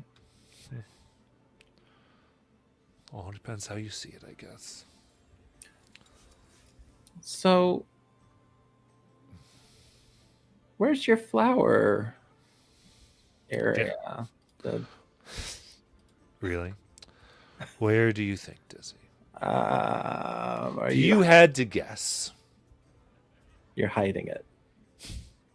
I wish. Somewhere in Gregorius. She took it. She took it. Well,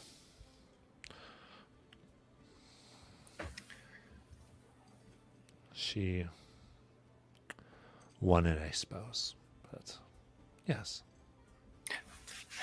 Now, the last time I saw you, I think I was on my way to another realm. And I think it was me, my cousin, and you were dancing in flowers.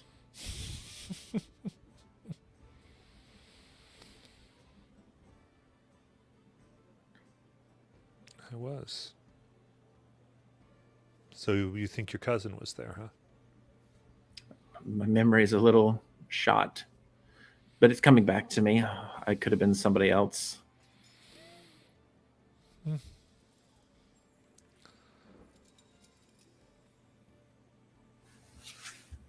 Is that what you came here for?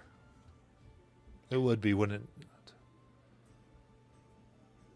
She didn't take that from you. You left it. Well, you took it from yourself, if I remember. Oh, I am. This is another riddle. Then I won't spoil it. Oh, please do. No. Because Well- I care. You took it from you. You can give it back to you when you want. None of my business.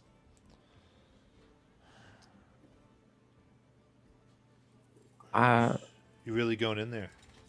yeah, yeah, yeah. I am. Do you have anything for my friends? They're they're not from here, so they're probably not going to make it just between you and me.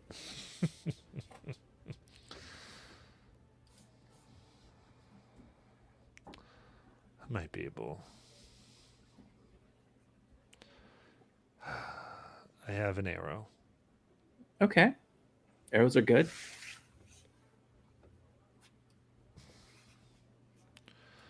It's from Shukra tree.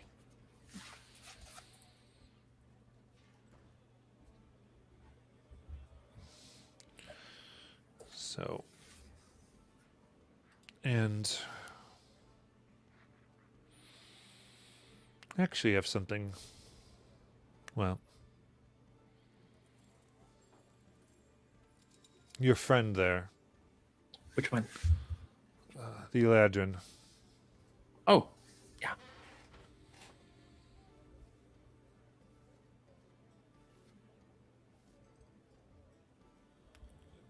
There is something here that we've been hiding from Grigori. Should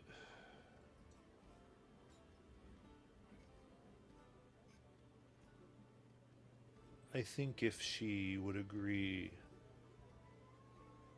to help us, or help you help us, however that would be, to give her word, I think I can get the others to agree to give it to her. Any hints? On what it is. Here, in Discord, I'm putting in the arrow just to kind of get that out of the way.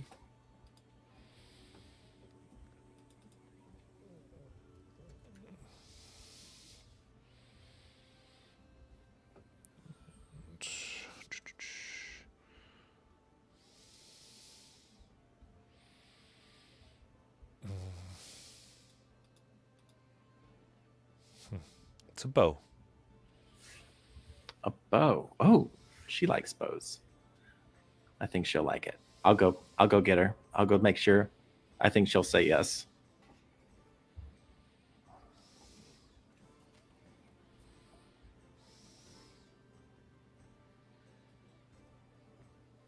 I'm going to head over to, I guess, the where the bar is. I think that's where they were.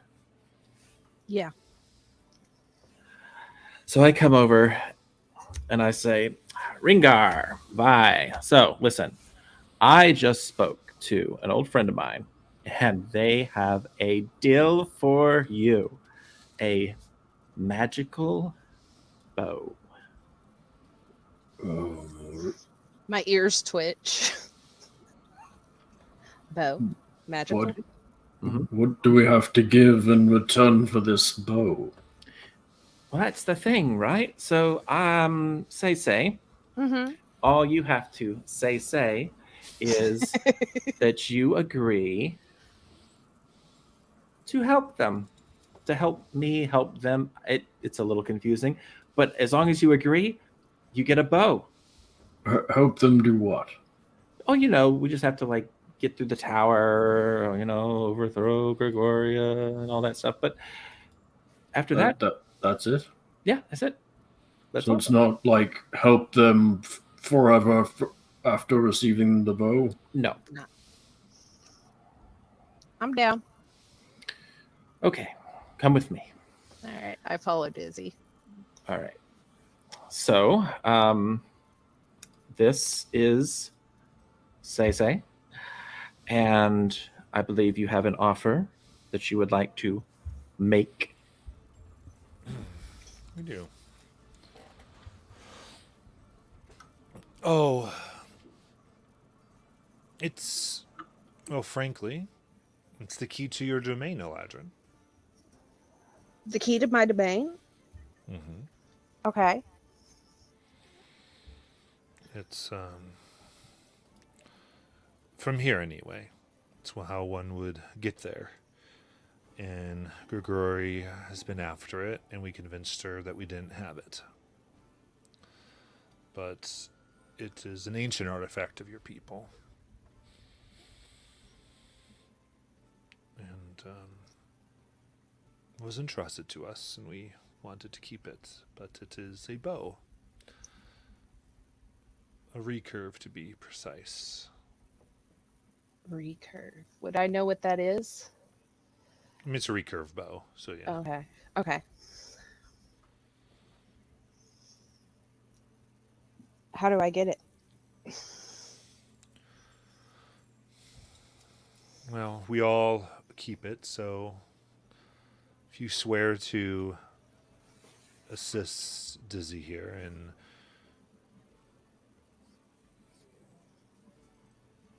claiming the realm from Gregoria, upon that word, we'll give you the bow. It's done. Say it aloud for all to hear. I swear to help Dizzy reclaim this realm. This, I keep calling it a realm. It's all good. I swear to, yeah, I say it out loud. I can't talk. I'm sorry. Sure, sure.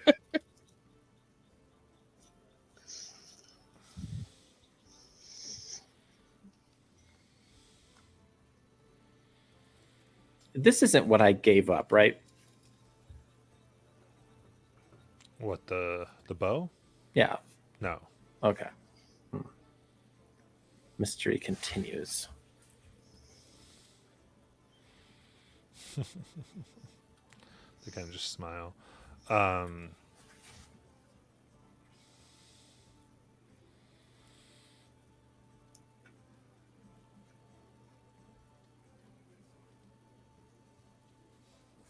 Oops.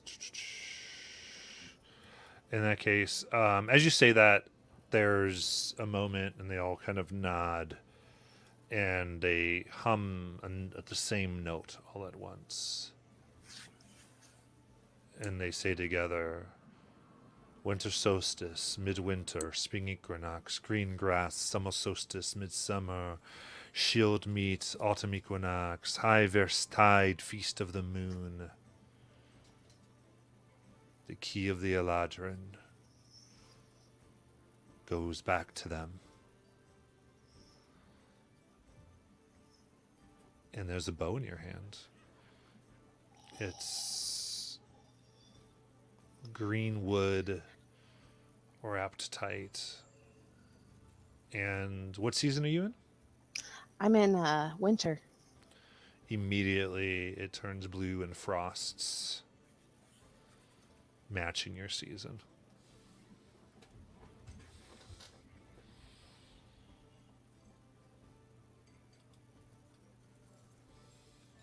And what is it called again?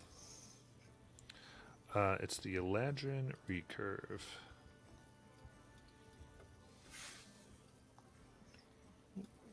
Legendary curve.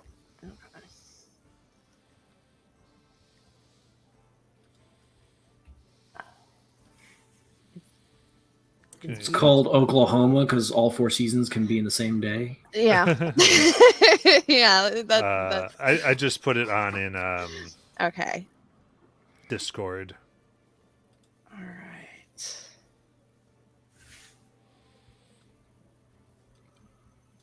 And then I'm screenshotting the chart that goes with it.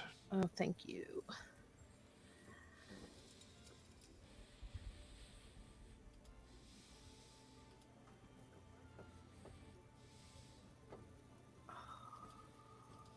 This is amazing.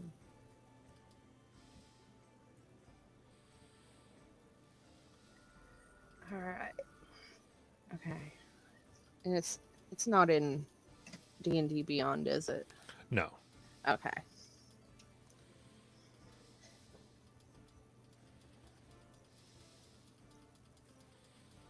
Okay.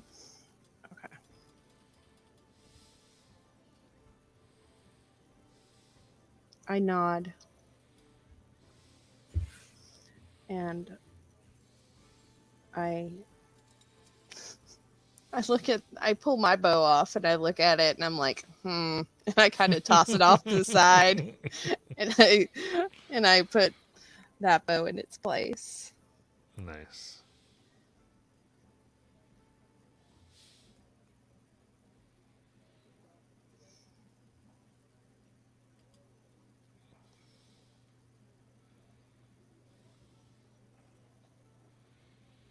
All right. And believe. Ringar is over at the counter just eating his feelings of anxiety through lots of bacon and eggs because he's like that sounds like it's too good to be true of a deal that doesn't track. It's like she got an amazing bow for what she was already going to do. I don't trust it. It's all good, Rengar. Sometimes things work out like that, and then I'll steal a piece of bacon. I think you realize that if the way they probably interpret help is failure isn't helping. Yeah. I just skip back over to Rangar, steal another piece of bacon.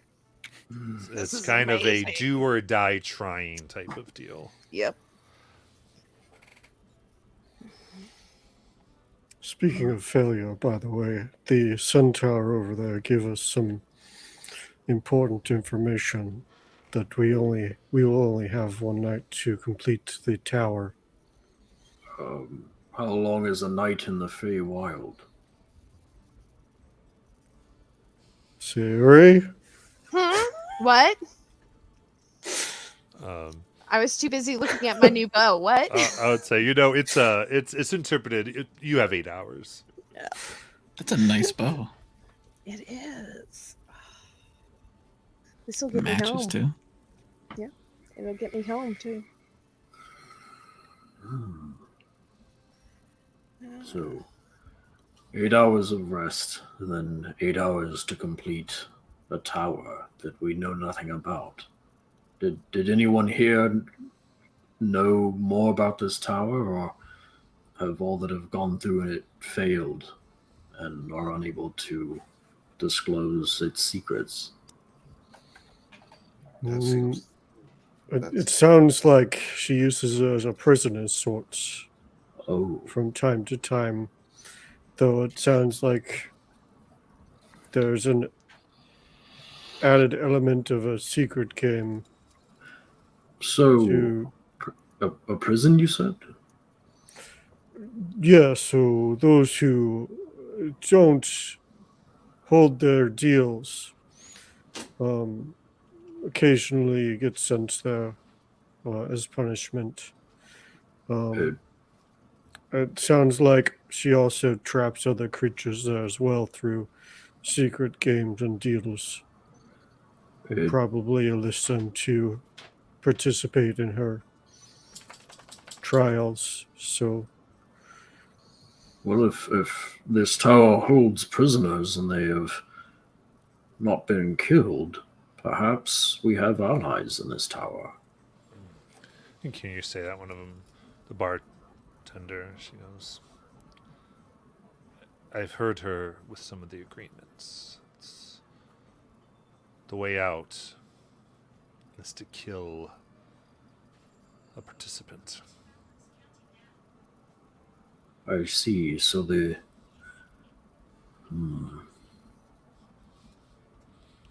At least the creatures and other things she traps there. is that the only way out? Does she intend for us to kill the prisoners that are already in there? No, I believe there's for those who she tricks to serve. Oh, The servants there, though prisoners, their way out is your death. well, if we succeed and the crown passes on to another, are they then not also freed as well? I don't know. Depends how Grigori has woven her magic. Who knows how much depends on the crown and what doesn't. well, from That may not come to pass because it's apparently in another realm. It's its own place. It Oh, doesn't abide by the laws of the Feywild. We might have all new laws altogether. Hmm. Troubling. Am I to understand that we're to take the life of one of our own? Like Ooh. Owen? No, Okay. that is not what the person meant. She's trying to say that everything in there is trapped, and their way out, the ones that are trapped in there, their way out is your death. So Oh, okay. it's just the DM not wanting you to waste rounds trying to reason with creatures. Gotcha, gotcha. And making sure But- that you understand. Because I saw that line of reasoning, and I'm like, I don't want you to waste precious time. I don't know. I got a -2 to persuasion. I think we can get it done.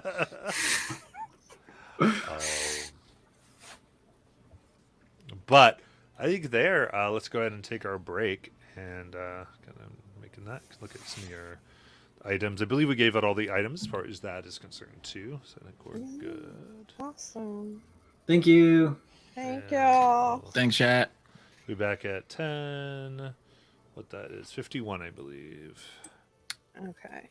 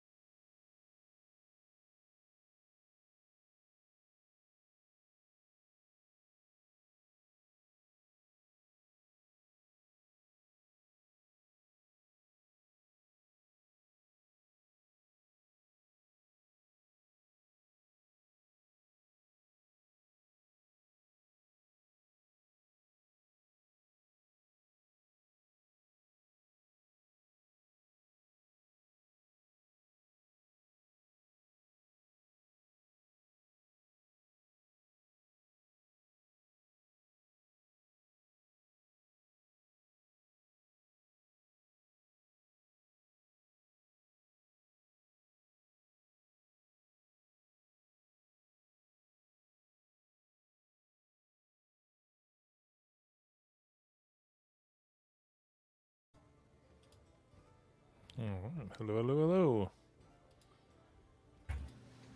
Hello?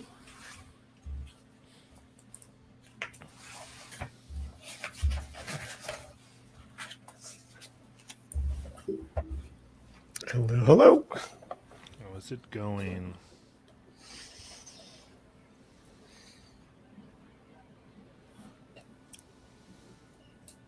Ready for another dungeon crawl. The first one almost killed me, so time to try again.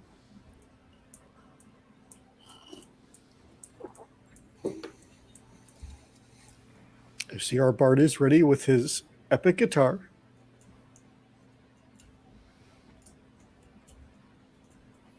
You are apparently muted. Yeah, no sound though.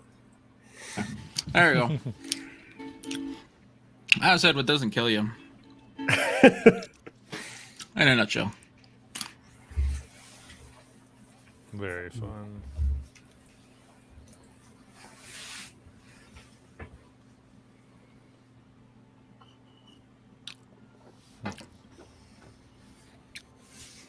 At some point, I believe before I go into bed, Rowan is leading the tavern in a song alongside Mortis, singing, "I'm a rambler, I'm a gambler, I'm a long way from home. And if you don't like me, then leave me alone." That was fantastic.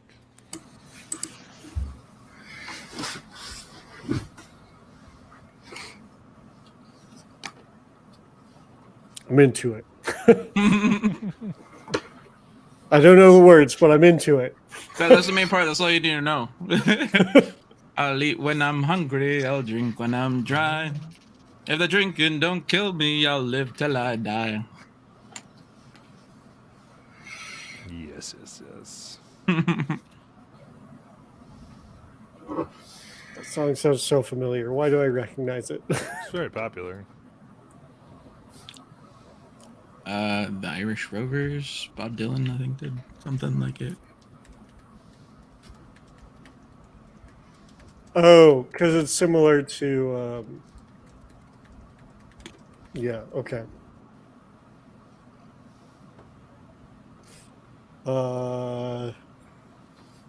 Gaelic Storm does something that's a lot like it too. Yeah, it's like a folk classic. Yeah.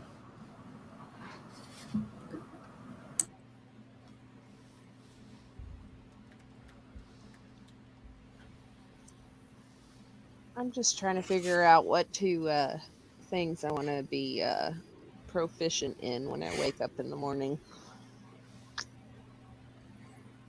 I don't know what I'm gonna do. It really doesn't matter for Mortis. He's gonna be terrible at everything. No, he's not. I have disadvantage on all of my ability checks. That's right, I am y'all terrible curse. at everything. So should I make sure to prepare bless? Probably. Weapon attacks count as ability checks? I No. know, but initiative rolls do. Yeah, that's right. I'm just like, I don't know, like what would like help us, I guess. I don't know. I'm anticipating using some potions. You did get that cool bow, Mm-hmm. which I thought was like a hair bow. Oh, a hair. Like a ribbon kind of bow. And then I was like, oh yeah, it's a like a recurve bow. I was like, oh, okay. Yeah. Well, I think I'm gonna keep it as a short bow because it could be either a short or a long bow, and I can make myself proficient in long bow, but I'm always proficient in short bow. So Look at that. I think recurves are generally short bows anyway. yeah. Yeah, it's whatever you want it to be, really. I was thinking, but I don't think we have anything for an herbalism kit, do we? We don't have an herbalism kit, do we? I do. I do. Are either of you proficient? Yes. Yeah. Okay, so never mind. Um, I got a set of Tinker's tools that I can't use. actually, that's what I'm gonna do. I'm gonna make myself proficient in Tinker's Tool in the morning, and I'm gonna ask Mortis if I can borrow the Tinker's Tools tonight, or that like before we go to bed, I guess. Yeah, because I only need 4 hours, and everybody else needs 8, so I'll be up way before everybody else. Okay. Oh. If any of the things we got require a tunation, attunement, should we distribute those? Yeah. 'Cause Yeah, I think so. The arrow needs attunement. Rowan and Mordis also use bow and arrow. Oh, I thought they required attunement. I have the Curse of the Moon, so I can't. My range attacks have disadvantage. Oh yeah. Unless they're in light, though, right? Bright Like light. bright light, yeah. They're surrounded light. by bright light. Got it. So cast light right away. Yes. So either one of you guys could have the bow or the arrow. I'm sorry, you can't have the bow. I was The like, bow I is don't Ah, want the that's bow. me. The bow is yours. Yeah. The bow is specific to me, so yeah.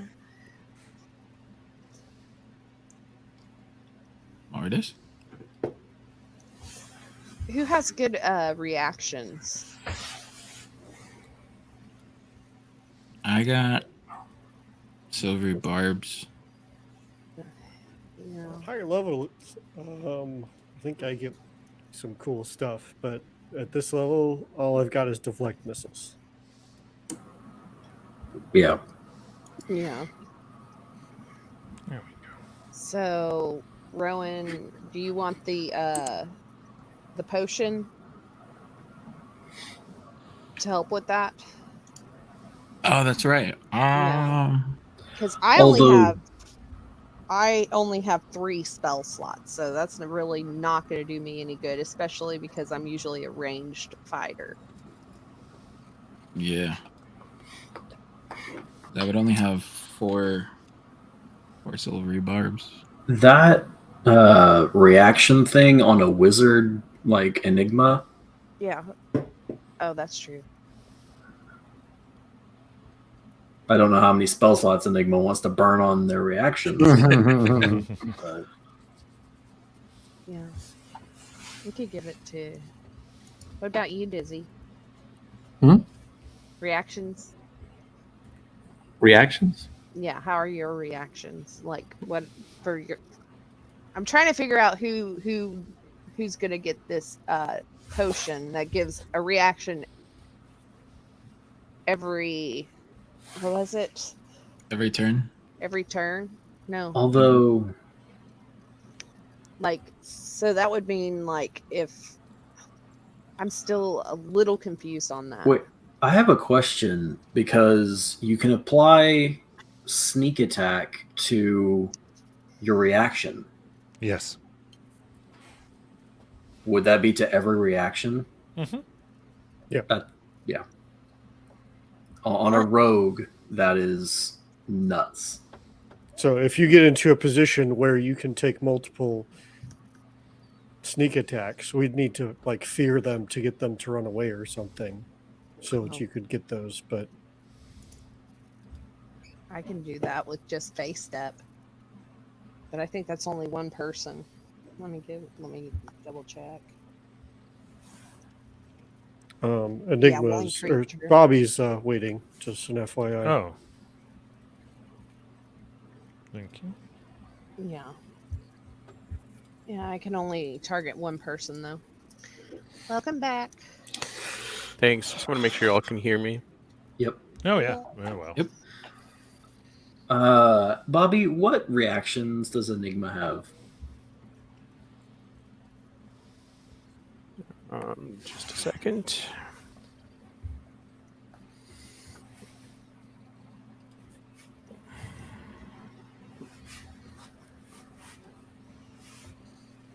Yeah, level 6 Drunken Master gets some cool stuff. Really, it only shows opportunity attack, so What about nothing special. Does Enigma have? Well, shield just lasts the whole turn anyway, right? Yeah. Like one cast of it. Yeah, I would think reactions could probably best be used in the circumstance by Sayuri. Yeah. Okay. All right. And then I'll be giving the seeds over to Rengar for his slings. Okay. Okay. Rowan or Mortis, who wants the arrow? Is there ever running light?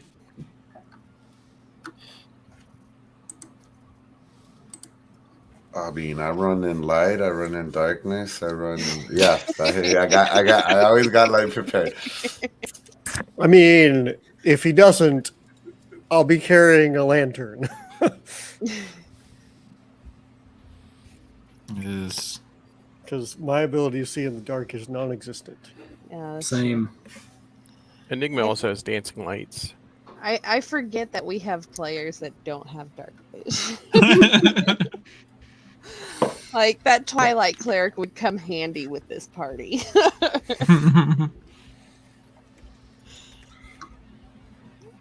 I mean, if no one else objects, yeah, I'll take the arrow.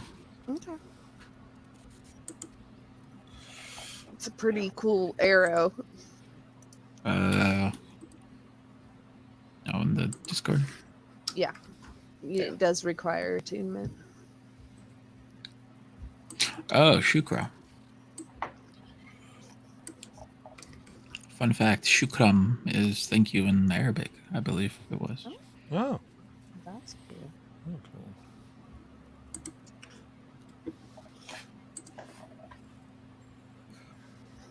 So, Laz, you have Rowan has a disadvantage on range attacks. Mortis also has disadvantage, and Rengar has disadvantage. I have disadvantage on ability checks, not attacks. I have disadvantage when it comes to using motion. So it's all of my dexterity abilities, including my initiative and any of my athletics. And let's hope I don't roll a nat one. So then, I'll be one of the first things I do would be cast Bless on you three to give you a D4 on what is it?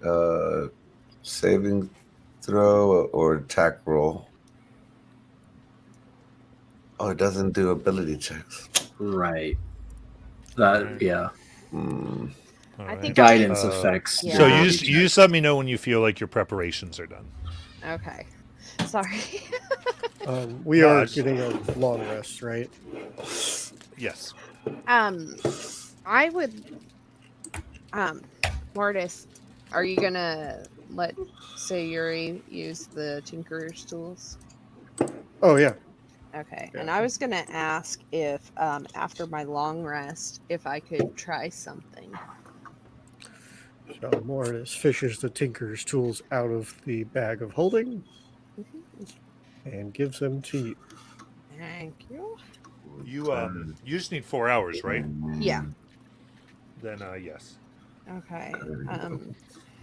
This is I'm hoping that the Tinkerer's tools will work with this. I was wanting to rig some of my arrows with the dust of sneezing and choking. Ooh. Okay. If that makes sense. Mm-hmm. Tie little sacks onto the end of the arrow. Yeah, pretty much. Make an intelligence check with proficiency bonus added. Okay. Oh, please don't screw me over, dice. You hate, like, please. Okay. I'm gonna give you last inspiration. It's not like bardic at all. It's just good luck. Actually, I do have. Actually, I have an inspiration. I think I've been holding on to this for some reason, so I'll use that. Okay. Gotta use them to get them. Yeah. Oh, that is so good that I had that inspiration. Okay. So that's what's my wisdom? That's 21, 22. 22. Okay. And I'll say you use up your duff, sneezing, and choking. Mhm. And let's give you 7 arrows Ooh, yay. of Okay. sneezing and choking. 7 arrows of sneezing and choking. Cool. Nat 1. We're all sneezing and choking. Oh yeah. Well, Oh yeah. That was high risk. oh, yeah. It was like, when Well, you try to make that, that's like pretty potent combination. I'm like, if you fail, this will be fun. Yeah. No, That's going to interrupt the long rest. That might stop the long rest. You I might have been messed up. rolled a nat 1 and an 18, so Oh. Well, no, Yeah. I thought that was like also like in combat, your curse is that if you roll a nat 1, you could shoot us with the sneaky eating and choking. Oh, yeah. Right? Yeah. yeah. Potentially. It's a random target.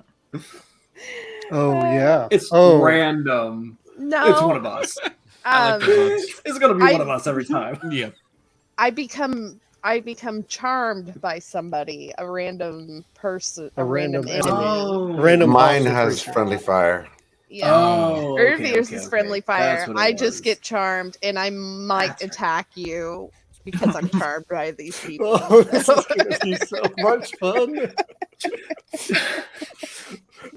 Oh, Being Eldrin, does that do you have naturally?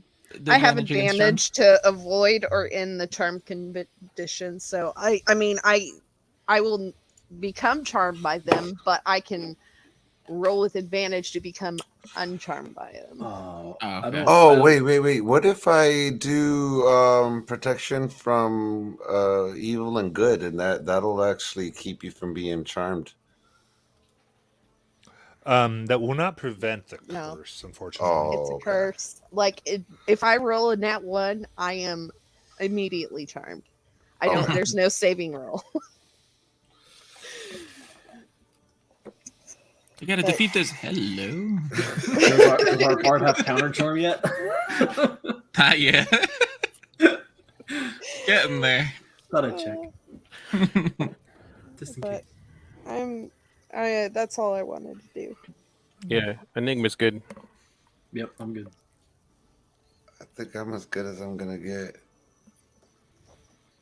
Revere, I think before we took our long rest, we engaged in a night of heavy drinking and debauchery as much as we can in the Feywild. For old Although, time's sake. Yeah. There's a lot that could happen if we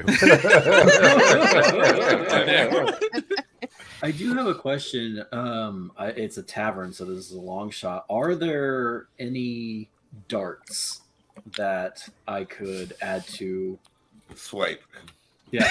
Like, is there a dartboard in the tavern? You're not using these. I mean, I would highly discourage you from stealing from a Fey tavern. Borrowing. But should you desire to take something from a Fey tavern, there are darts. What if I play him for it? I'm Now swiping a that- spoon. You already have a spoon and it's I'm rusted. getting another spoon. makes a difference. I can give you 7 darts because I have 7 darts that I'm not going to use now that I have a bow. Oh, sure. Okay, I give you 7 darts. Yeah, the spoon is to like mess with Rowan's head. Hmm. Okay. I have 11 now. I think that should be good. So, I had a question that I forgot to ask when we were in Whitestone. because I at the time was a longbow ranged mostly person. Would it be possible to store quivers full of 20 arrows in the bag of holding? Mm-hmm. I Oh. currently have 40 in there. Oh, okay. I did a lot of shopping, guys. I have a couple of those. I thought I splurged and got a silk rope for reasons. 50 feet of it. Oh my gosh. Leave it to the bard. If we're gonna tie someone, why should they be uncomfortable? Might as well, right? Because who knows if someone's trying to You might be know one of the us. silk rope is just for the bedroom, right? That's the only reason. I got you to spill out your drink.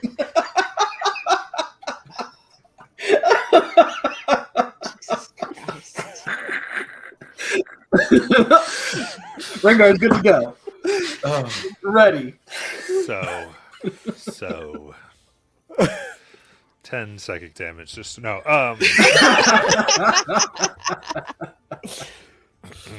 How many arrows does Sari want? Let's see. On my side. 9. 9 it is. Thank you. Yeah, I've got to replenish my regular arrows after using 7 arrows. Plus, I was missing 2. So.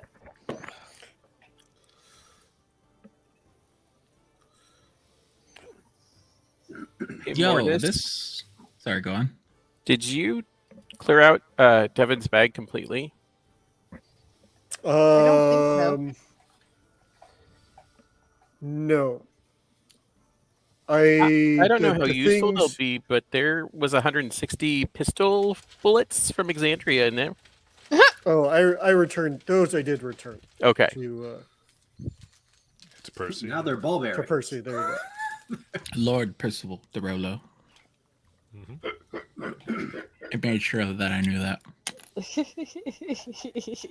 Yeah. Do you know his full name?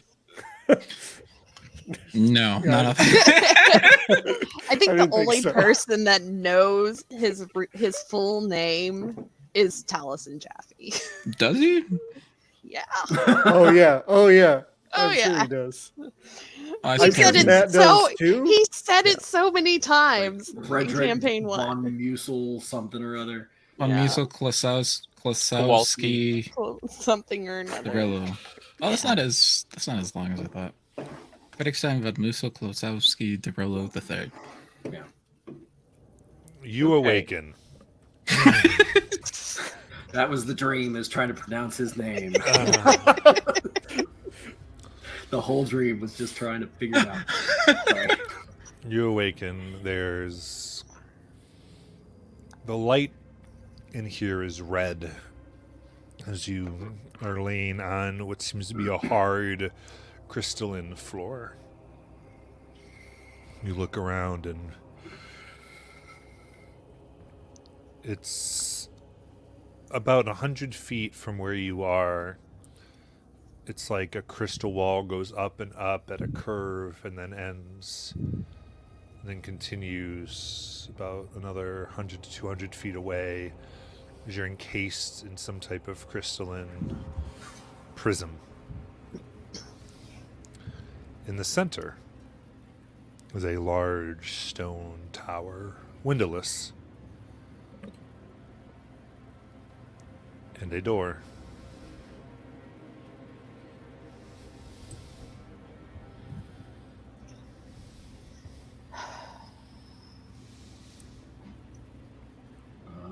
I will approach the door. I just look at Busy. Are we all ready? I am. Let's go. I am also ready. Push open the door.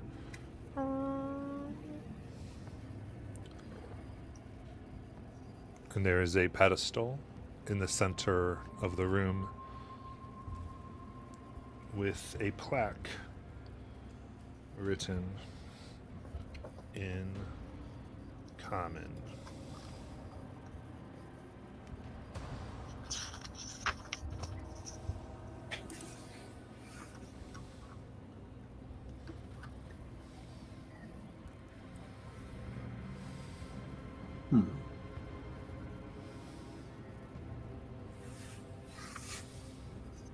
Light of dead.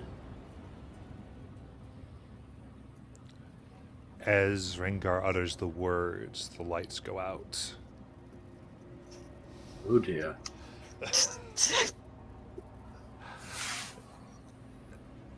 And dim light returns as you hear scratching coming forward.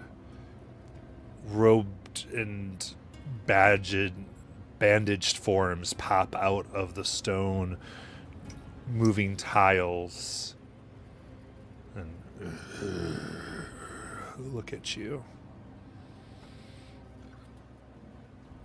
Does my ring tighten? Yeah. And roll for initiative. While we're rolling, can you explain the lighting situation in here one more time? So, to be clear. The light here is magical in nature. It seems to kind of exist, and it is dim light. Okay.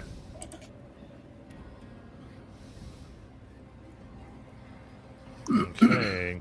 So I got Mortis at 10, Dizzy at 6, Rengar at 8, Uruvir at 4, Rowan at 6, Siri at 20, and Enigma at 21. Guys. I had disadvantage, yo. It's not my fault. All right, to start out, Enigma.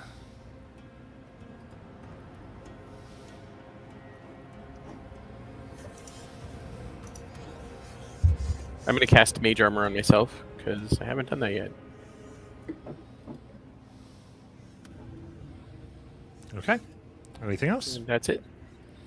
All right, Mage Armor. Okay, then Siri.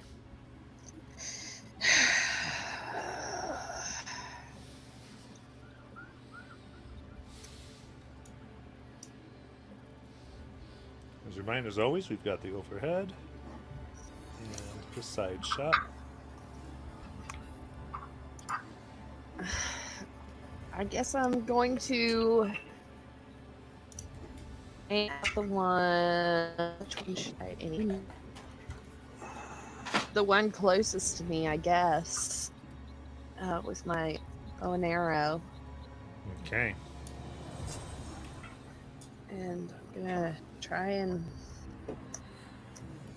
stab it with my or stab it with my bow. I'm gonna arrow range thing, stab you. Whatever. All right, Siri lets out an arrow at the bandaged figure. And I'm going to, of course, steady aim it.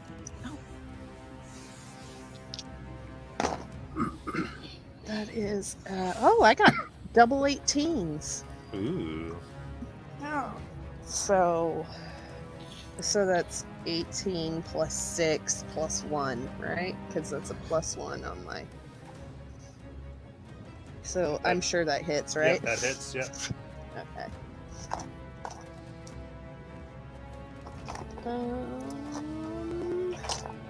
There it is. That's 5 plus 4, 9 piercing damage. Okay. Those are bad rolls. That's with your newbie bow, right? Yep. Very good.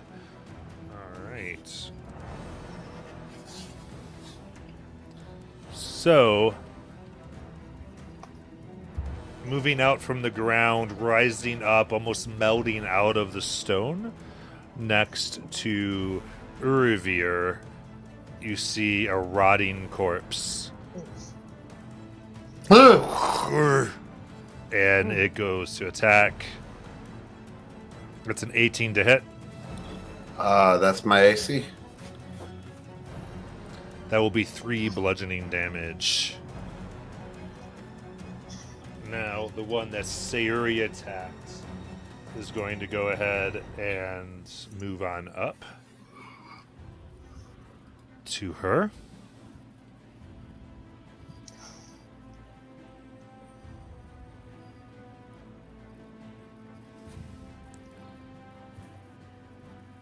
And it locks eyes with you. Its eyes glow red.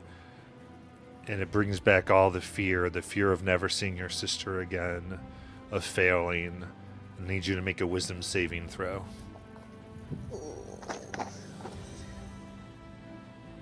Mm.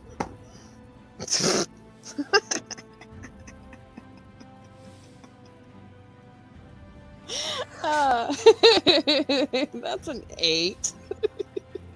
An 8. Yeah. All right. Could be worse. You are frightened Cool. of the mummy. All right. And then it's going to go ahead and take its fist and just try to smack you across the face. That is 11. Nah. All right. It's its turn. Next.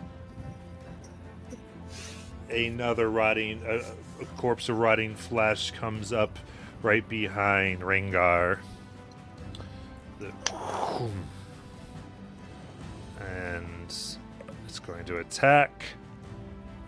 That's a 10. So a miss. The next one will come up by Dizzy.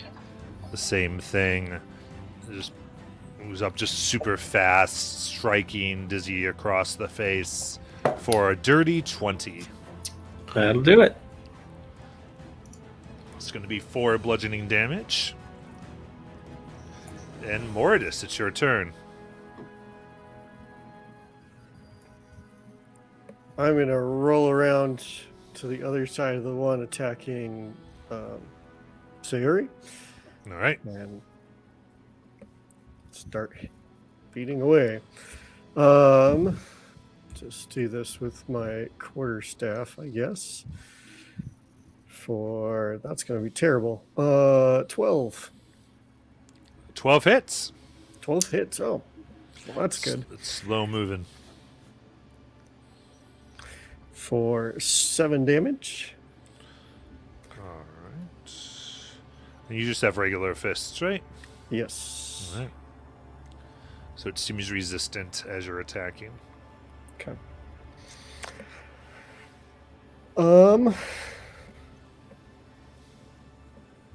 Yeah, well, then I'm going to stay right there. Just one punch. Yep. Oh, I get a free bonus attack without key, don't I? Yep. I'll use my bonus attack to make a second unarmed strike.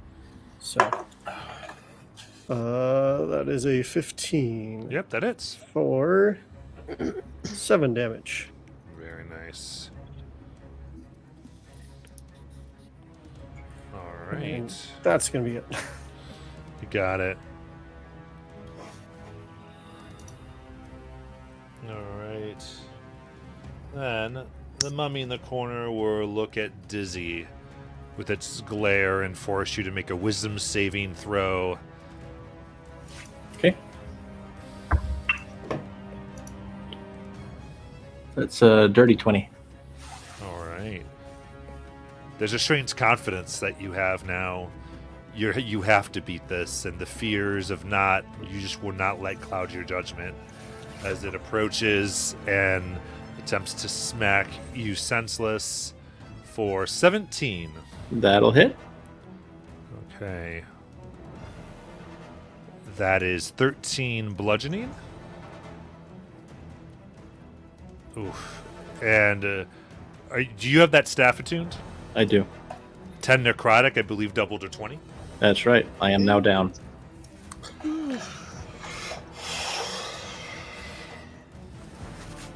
And I do need a con save still. That's a natural 20, so I'm pretty sure that'll do it. Thank goodness. All right.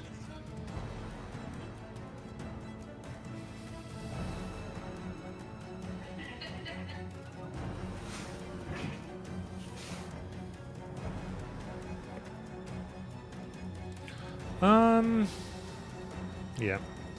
And we will go to the last zombie here. Will rise on up, right where Mordus is, and go to strike. It's a 14 to hit. Misses. All right, so you see now, the field is thick, and Rengar, it's your turn.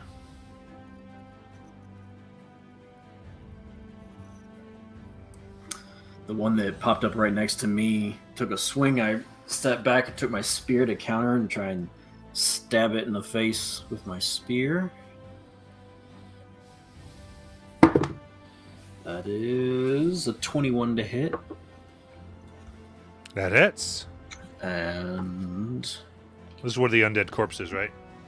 right, the one that popped up in the corner right next to me. Yep. So that is 9 piercing. Regular spear. Yep. You see, and- there's like a liver that comes out when you do it. Do I get the sense that it took full damage from that? Yes. Or okay. And then so it's on the end of my spear, and I'm gonna try and bonus action kick it off the tip of my spear. You got it. And that is 13 to hit. Hits. So that's my unarmed strike. And I got a cocked D4. That was interesting. So that is 6 bludgeoning as I try and kick it off the tip of my spear. Yeah, I love it. You like flip over the spear, kick it as you unlodge it, and you stones back, and you take with it like 3 of its bones right off its rib cage. Yeah, and that's my turn. Dizzy, death save, please.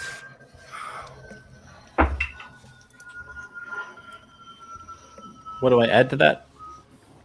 It's just a d20. Oh, all right. At disadvantage, that's 15. Okay. Then that's 1 success. Rowan.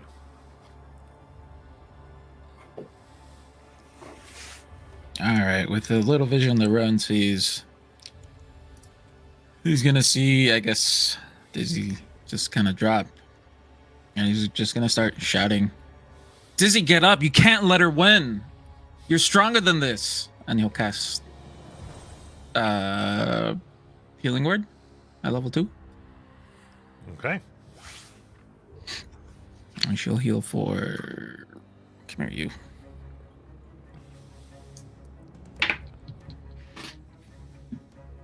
Four, 1 plus 4, 5, 9. I love life, Claire. It's ridiculous. Oh, yeah, because 9. No, So no. 9. No, 9 go up. I don't know why I got that way. All right, 9. So that's bonus action. What else? Yep. I'll if I can, I'd like to pull my rapier out and I'd like to flank the one behind Uravir if I'm able to. All right, so you got to flank the one behind your rear. Yep, sounds good. And I'll yell out, Metulio Frank Caliendo, and I'll try to do a rapier strike. All right. Or, So it's advantage. well, with advantage. Oh, okay. 15 plus 6 for 21. That hits. For 6 piercing damage. Okay. All right. Stick it in. It goes in almost like too quickly and softly.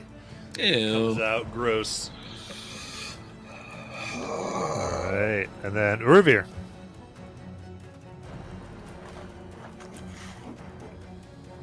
I see Dizzy on the floor and my eyes just flare up, and my wings just come flying out. And that's activating the what's it called, the radiant soul.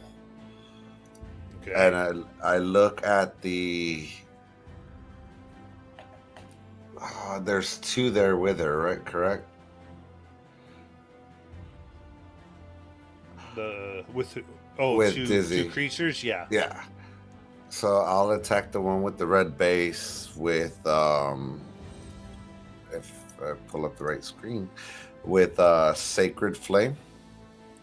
Oh wait, that was my action, so I only have my bonus action. I'll call on my spiritual weapon, Okay. and I'll attack the creature with the red base, You got it. and that's 13 to hit. That hits.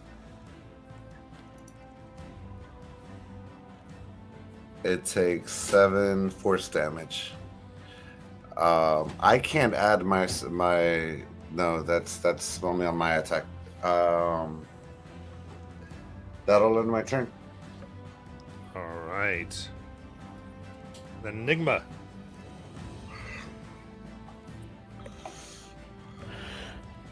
So, are there anything? Is there anything directly around me? Sorry, small monitor, laptop thing. Sorry. You're right there. So, yeah, there's a mummy just beyond there for you. Okay. So nothing within melee. Okay. So there's like a mummy within 10 feet and a zombie within 10 feet. Okay. So, Enigma will, so that magical quill that Enigma uses will appear, and she'll start sketching what looks like a blade of some sort. But as she's sketching, instead of just that purple energy that you're used to seeing, you see a bit of dark shadow seems to merge with her purple light, and it's like this dark purple blade manifests. And so I'm going to cast Shadow Blade. Nice. At second. It's a second level spell.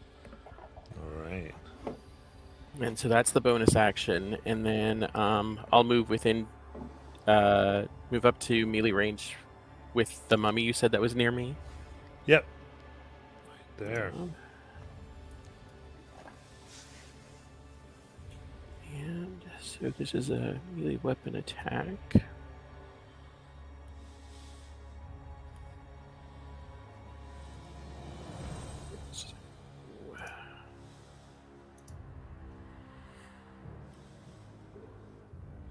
Which is not the same as the spell attack, correct?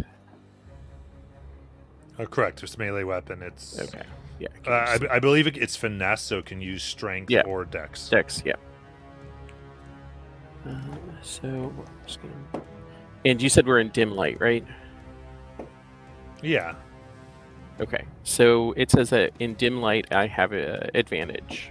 Yep. Because you've got the sword. So that's a natural 19 on 1 plus. Yeah, that's going to hit. Yeah. Yeah. Okay. And it does 2d8 psychic damage.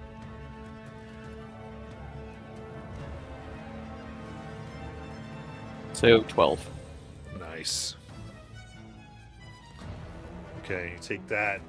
You see, it seems to cut through even some of the enchantment, and just in pain looks at you, very upset. Anything else? No, that's it. Sayuri. Oh yeah. So I'll have disadvantage on the mummy in front of me, right? Yeah. Well, on anything in this room, as long as you're frightened. Okay.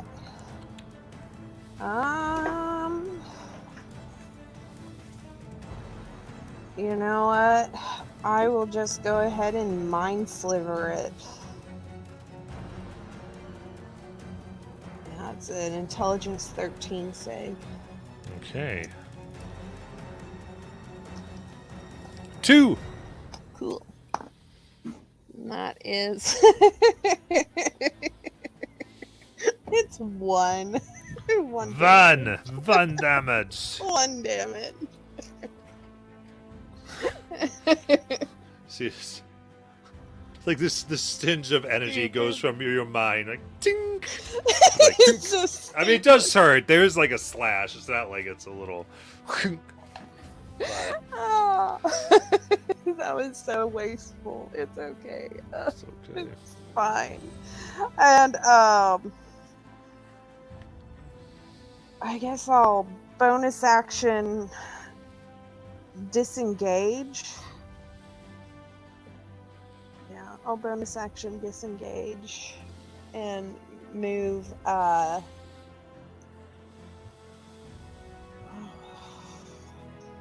I guess between the two groups. I guess. Okay. Yeah. All right. In that case, zombie here by Rengar will attack for 21 to hit, 22 to hit. Yeah, that'll do it. That'll be 3 bludgeoning damage. Neat.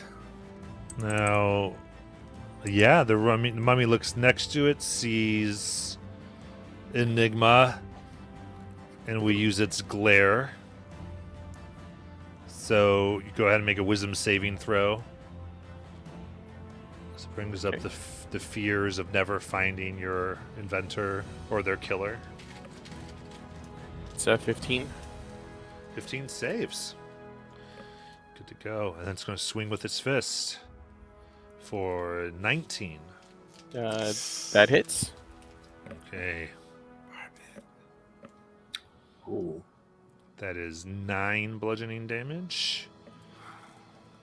And Plus 3 is 12. right, because you've got your curse. Mm-hmm.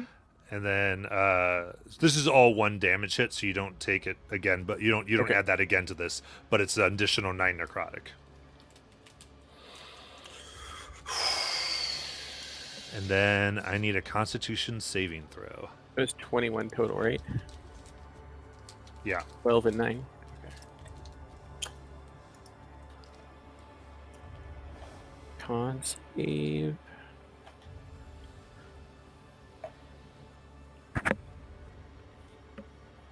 It's 12.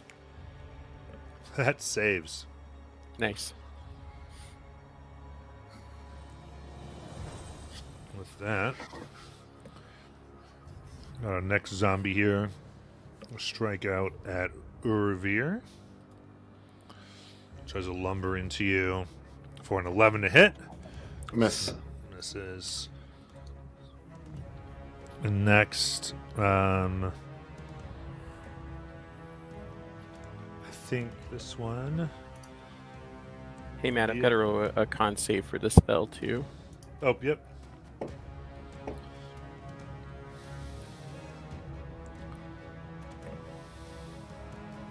That's a 5. Oh. Drops the Shadow Blade. Shadow Blade vanishes. Other one's going to go ahead to hit Dizzy on the ground. Just for 8 with advantage. Dizzy rolls out of the way. And Mortis, it's your turn. Seeing that my attacks were not particularly effective against the mummy, I'm going to turn to the zombie next to me and swing at the zombie next to me. Okay. First with my quarterstaff, and then with my fist. Quarterstaff is a 10 to hit. That hits. They are very not dexterous. Okay. Nope. Undead man. For 5 damage. Okay. And then my unarmed strike would be a 12 to hit That hits. for 6 damage. Okay. Yeah, so just taking off bits of it. It's taking the damage hard, but there's no pain in its expression. Now, the next mummy here.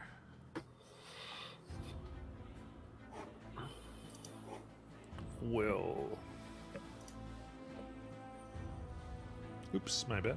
Yeah, there we go. Come on, there we go.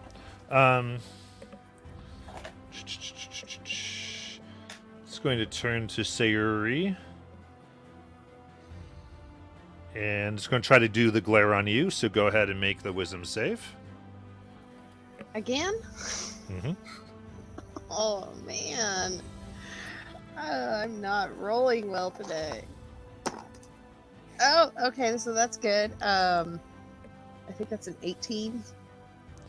That saves. It's going to move up to you and try to hit you as it throws its fist in your direction for a natural 1. Oh. Oof. I'm like super scared of these things, and I'm like ducking and weaving, like, no, don't touch me. Yeah. Just as a question, does Dizzy get an attack of opportunity? Usually not when prone. I'm prone. Okay.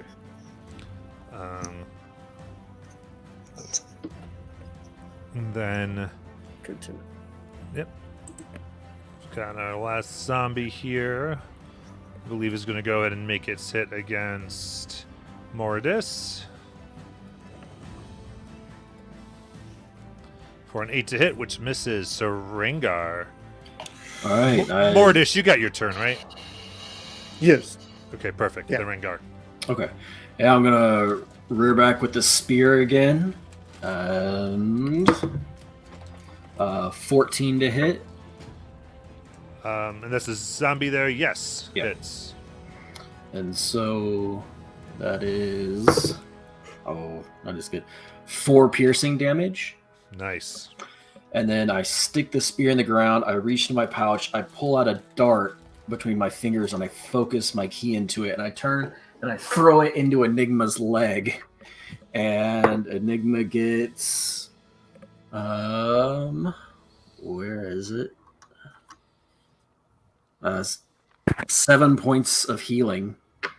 As I flurry of blows, and then I turn back around with my now empty fist to punch the thing in the face in front of me. Nice.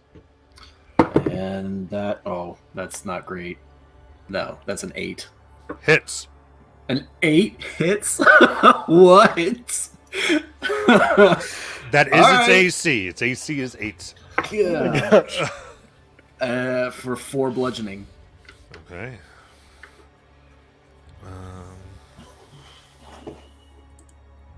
Well, the good news is they're easy to hit. Hoping that doesn't mean they're too hardy. All right. With that, it falls down, exploded, and gone. Nice. It's like, oh, I think I inhaled some of it. All right, Dizzy.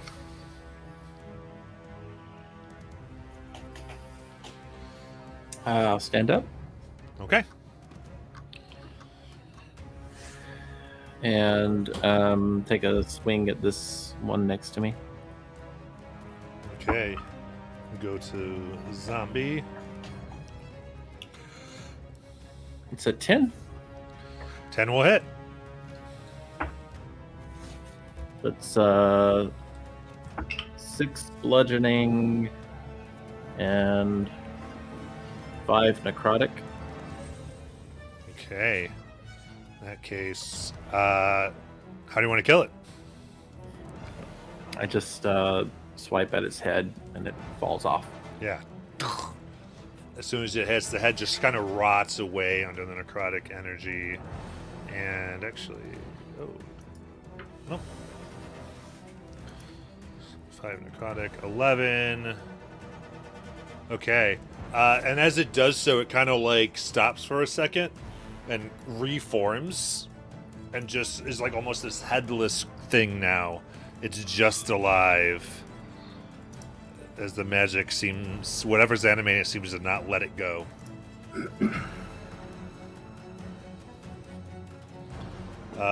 Yeah, but it's the one by Rengar that died. And Rowan, it's your turn. Oh, do you have anything else, Izzy? I think so. Yeah, I will. What's this thing down at the bottom left-hand corner? There's a zombie there. Oh. On the bottom Um, left, that's a Rengar. Okay. So I will Twilight Step to Ringar. Okay.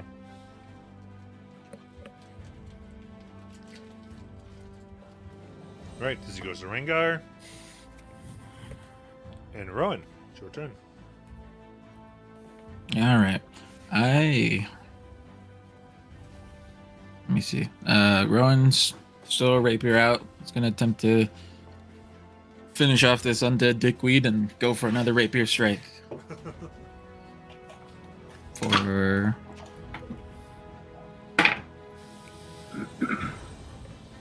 an 8. 8 hits. And I was like, oh no. For Was that with advantage? no, it was not. Well, Yeah. You We rolled to crit see if rate. you crit. no crit. 3 plus 4, 7 piercing. Okay. Very good. All right. Making holes in this thing, making a pin cushion. And I will use my bonus action to sing a jaunty little tune, give Rengar bardic inspiration. Okay. Uh, Is that it? yeah, I was All right. Revere. looking at. I'm gonna use my preserve life feature as an action, and bring both Dizzy and Enigma up to half health. I think it's Enigma comes up 3 points and Dizzy comes up 8. I don't believe anybody else is below half health at this point. And as a bonus, I'm gonna swing at the zombie that's right next to it, Absolutely. and that is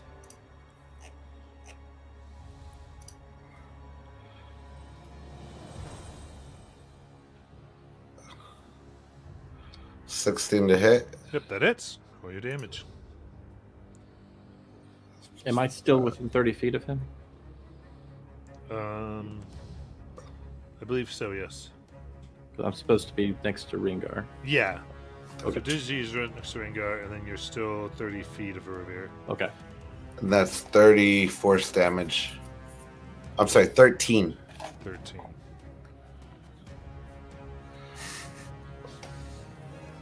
Okay, yep. So it's like half of its face disintegrates and down to its body. It's barely up, but it's there. Anything else? That'll do it. All right. Enigma.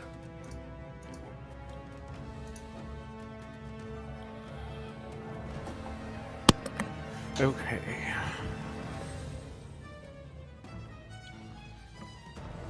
So it looks like there's still one in melee range with me. The So what I'm mummy saying- is. Yeah, there's like a mummy, not a zombie, though. Two actually. Okay, cool. Yes, there's a zombie and a mummy in melee with you.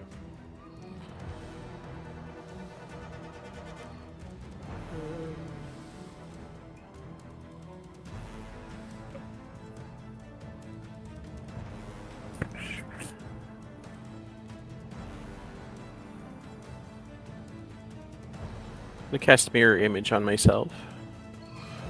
Okay.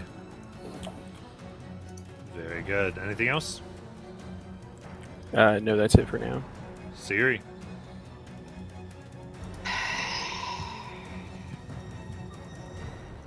I'm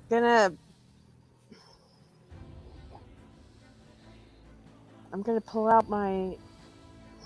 I guess I'll pull out my rapier. All I can really do.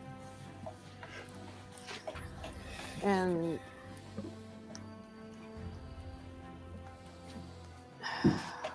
bonus action, steady aim to give myself a straight roll to hit. Okay.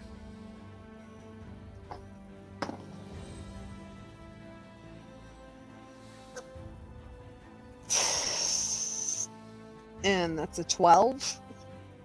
12 hits the mummy. Okay.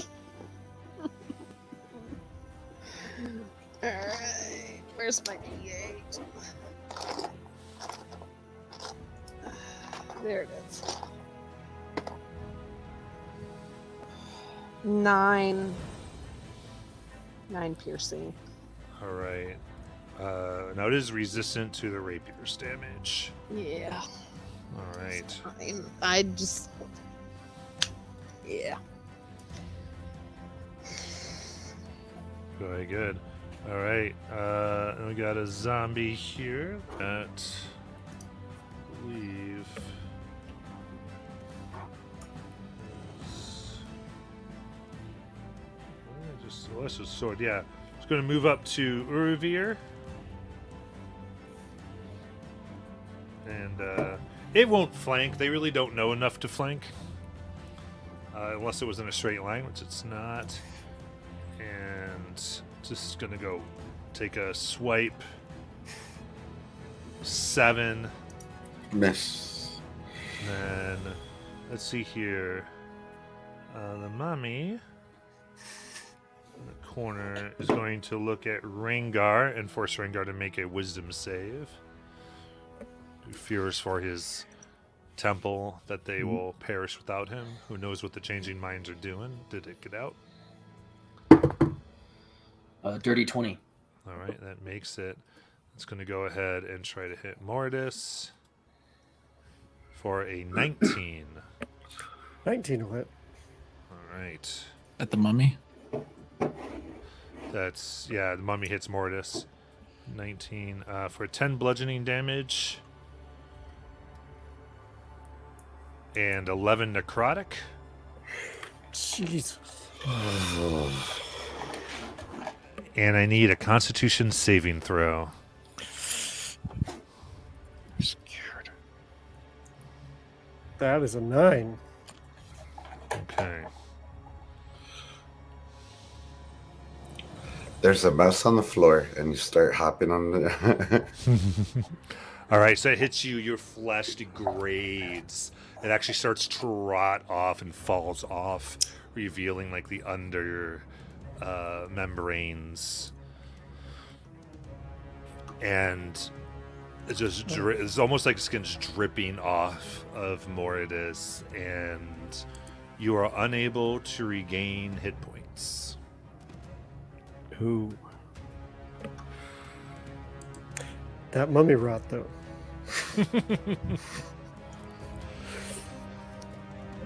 All right, now we have. Let's see here. Next zombie will attack. Gonna be Rowan.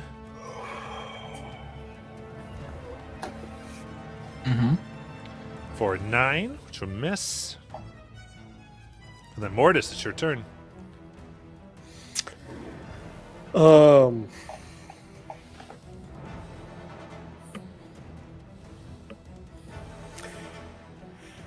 Yeah, I'm gonna disengage and use my new feature that lets me make an attack with advantage when I disengage. Reverse stumble punch wherever it went. It's in here somewhere. Yeah. The drunken technique. So is that an unarmed strike? There it is. Single unarmed strike, yes. Okay. So unarmed strike at advantage against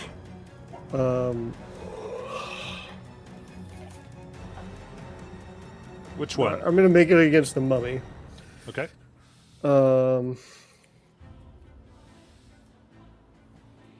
For 25 to hit. That'll so hit. That is 8 damage. Okay. And I would like to. Well, I should have had a plan for where I was going to roll around to the other side of the zombie so that I could be on the other side of the zombie from the mummy, just so that I have some distance. Okay. Sounds good. All right. That's the mummy by Sayuri. That's gonna pick Rowan in the corner as it brings. You can tell me what fears it brings to your mind as you make your wisdom save.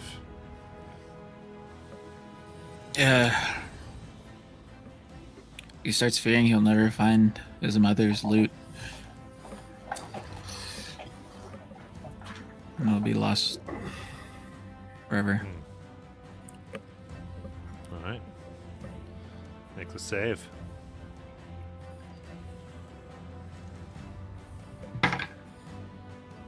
$16? 16 makes it. It's going to try to take a strike here at Sayuri. For 8. It's gonna be miss. And then we got our last zombie friend here. Believe we will go ahead and try to strike at Moridus.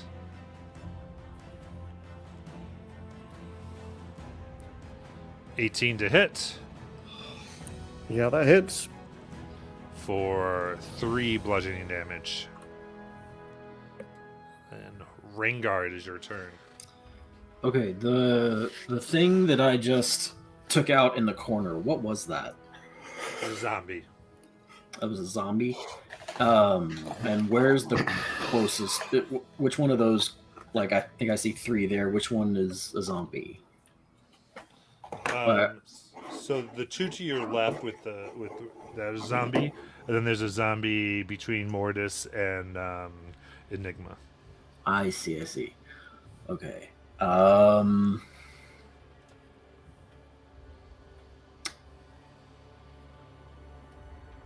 I see the overhead view again? There's 5 enemies right now. Yes. 3 zombies, 2 mummies. Yep.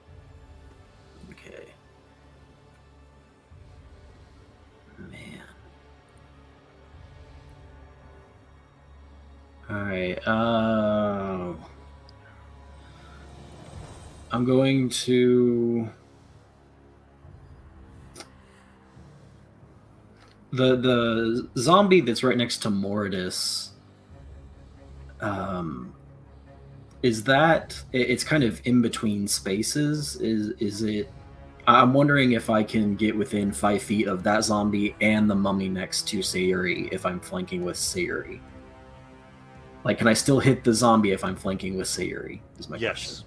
Okay, then I will use my full movement to get to flank with Sayuri and attack that zombie with my spear. Okay.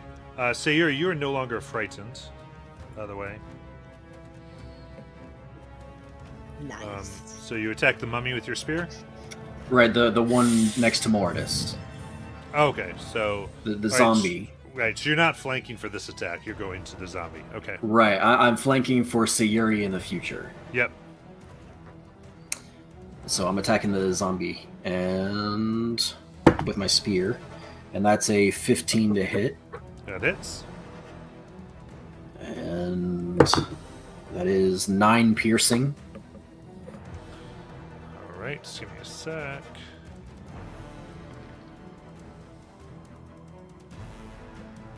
Okay.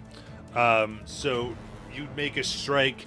As you take your spear, you move the spear up, and its head goes to fall. It like falls strictly off, and it catches the head and puts it back on.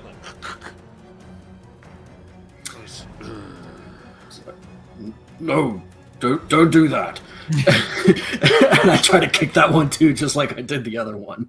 Okay. And that's going to be my that's 10 to hit. Hits. Awesome. And so that is what? Oh, come on. I both dice bounced out of the tray and off. to just vanish into Neverland. All right, hold on. Okay. Ooh, that is 7 bludgeoning damage against that zombie. Okay.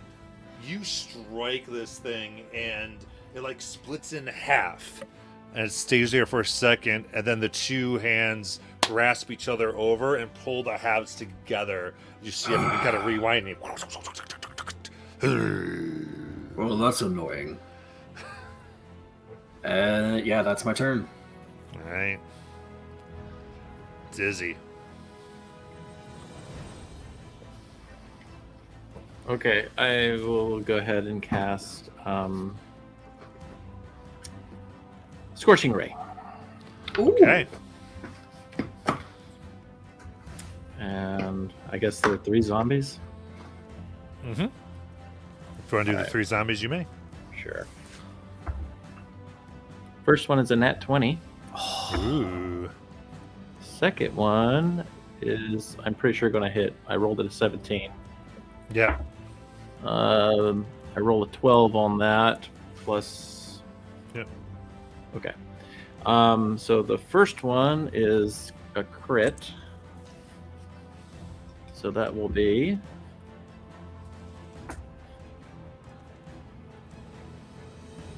9 fire damage.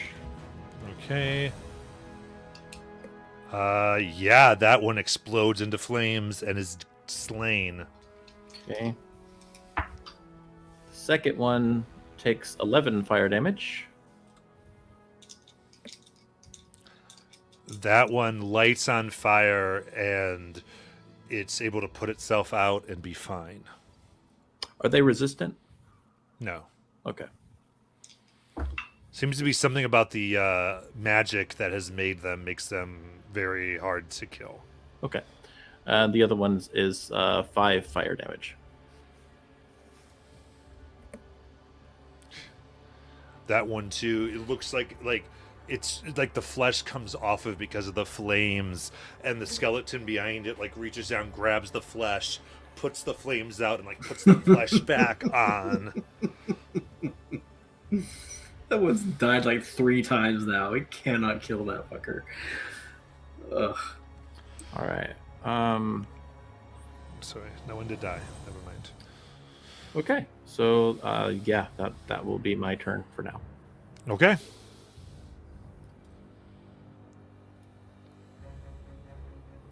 Then Rowan, it's your turn. Alrighty.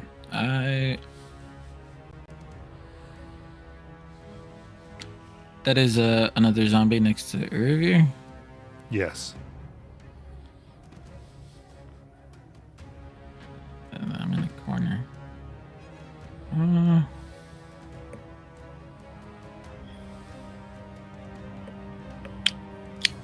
How high are the ceilings? The ceilings here are 30 feet.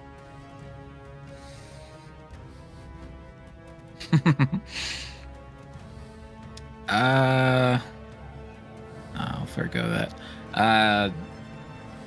Rowan's gonna move up to the zombie in front of him, pull out, his rapier's still out, and he's gonna go for another rapier attack on this guy.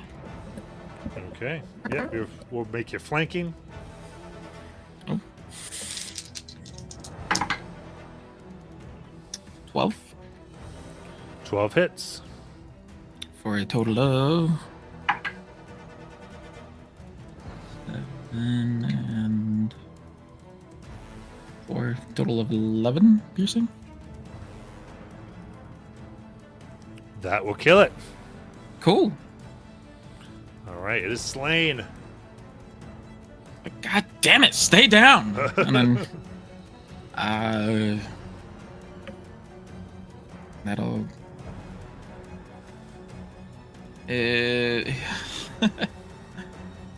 He will look over at. How are we doing? And Mordis.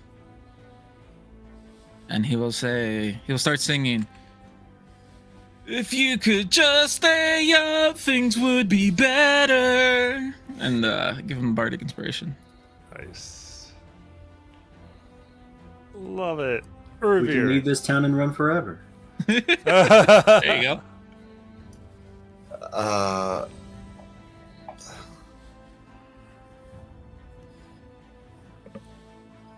I'm gonna cast Sacred Flame. I'm just gonna levitate 5 feet up in the air with my wings. Just cast Sacred Flame at the one that's below an Enigma. Okay, a zombie there. Yeah, Okay, it's a Got it. Dex 15. that's an 8, and it is destroyed because it's down to its 1, and it cannot survive radiant damage. Okay. It does not get to make its save from death. And there's still another one there by Enigma. No, all zombies are dead. The only thing that should be left are mummies. Can I do 2 cantrips? Yeah, as long as one's a bonus. Oh no, I'll attack with my bonus with my spiritual spirit sword. All right, you move it over to the mummy.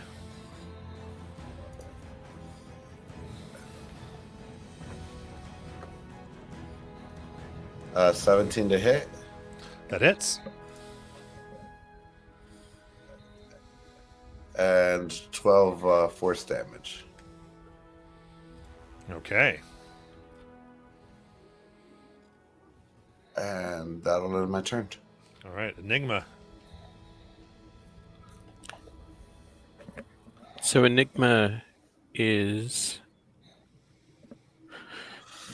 going to cast Witch Bolt at first level on the mummy. Okay. Did we move things weirdly when we were shifting minis around? Because you actually disengaged to get away from the mummy, right? I haven't moved, no. Oh, you haven't moved? Okay, then I must have thought of something else. Okay, cool. So Wait. then that's it. I Is it- disengaged the first round. Okay, no, sorry, I didn't realize there was one right next to me. I wasn't sure who that was. Okay, sorry. In that case, I'm gonna do Acid Splash, which is a Dex save of 14. That makes sense. Yep.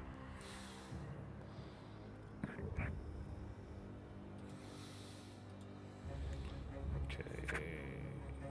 Dex. 15. Okay, so it saves. Does it take half damage?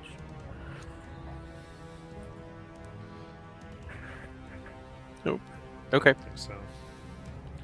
All right, is that it? that's it. All right, Siri. Okay, I've got a question. I'm not really sure how two-handed fighting works. Can I use my rapier and my dagger? Is rapier one-handed? I believe it is. Yeah. So yeah. Okay. Then, and since I get, since I've got advantage on him, I'll do that I against think it this needs to be a mummy. light weapon. Or Or finesse. does it have to be? Not finesse. It has to have the light property, correct? Oh, okay, so I can't do that. The offhand needs the light property. The main hand needs. Okay, right. That sounds right. So go And- strike with rapier, and then do your other one. Okay. All right.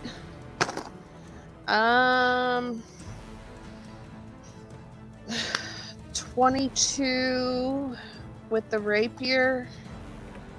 Hits. All right.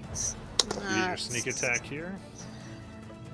6 plus 10, 16. And then 10, 16 to hit. Okay, 16 hits. And then 4, 2, 6 damage. 6 piercing. With sneak attack? Uh, Or was that the second hit? That was the second hit. Sorry, what was the first one?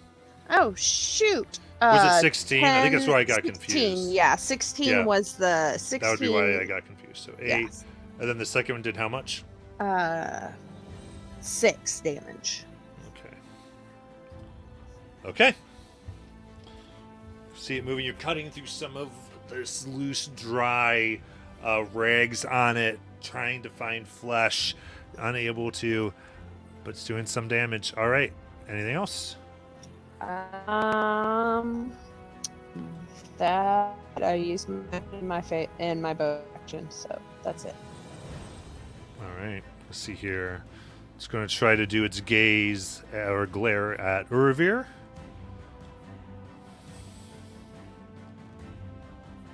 So make a wisdom save, please.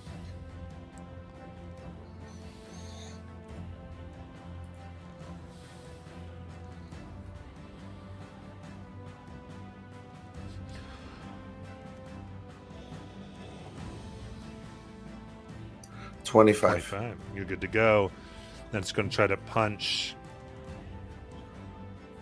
Enigma for 8. Woo! Then Mortis. Mortis is realizing he's in trouble. And he's going to put away his quarterstaff and pull out his bow and start shooting arrows at these things instead. Okay. Because he doesn't want to get hit again. So that is an 18 to hit. That hits. Which one are you going for? Which one looks more damaged? The one by Enigma. Okay, so I'm gonna shoot that one. I just stay on that one and 8 damage, piercing. Okay. Yep. So hits in the cloth. And is that it?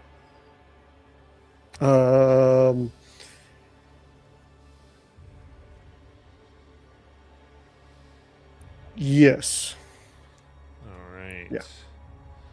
Let's see, Mummy here is going to try to hit Sayuri. Throws its fist for 13. Don't believe it's. Nope, miss. And then it's Rengar.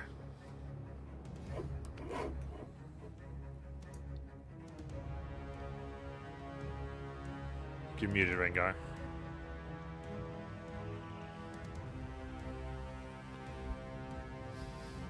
Still muted, Rengar. Sorry, I closed the wrong window and I couldn't find the thing to bring it back up. You're fine. Okay, so I'm gonna take attacks against the. That's a mummy, right? Mm-hmm. In front, yeah. Okay. I still have advantage from flanking. Yes. Okay. That is a 21 to hit with a spear. That hits. And 6 piercing damage. Okay. And then we'll just kind of try and sweep the leg.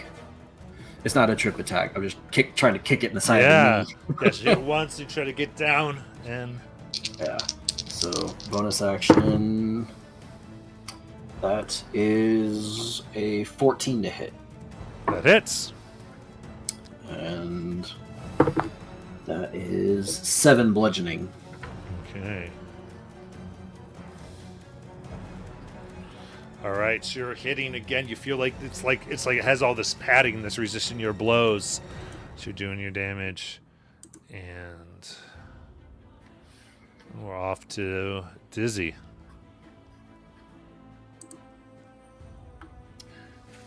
All right. I'm going to run up to a zombie. I mean, a mummy, Yeah. and I'll swing. Okay. That is going to be. What's my modifier? Oh yeah, it's so it's 12. That's a 12. That hits. Okay. So that is 5 bludgeoning and 7 necrotic. Okay. Seems like the necrotic does not damage the mummy here. But it was magical bludgeoning, right? So what I'm going to do, Yes, it was. for For bludgeoning. my bonus action, I'm going to Twilight Step back to where I was and give him, I think it's 5 fire damage. Let me make sure. Yeah. It's, wait, no, I'm sorry. It's not 5. It's only 4. 4 fire damage. Mhm. Okay. As you do that, you see the bandages around it, dry and crackly, ignite. And they go out eventually, but took way more than 4. It seems to be vulnerable to fire. All right. And then Rowan.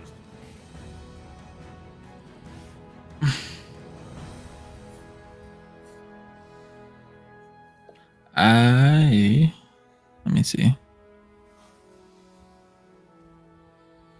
I will.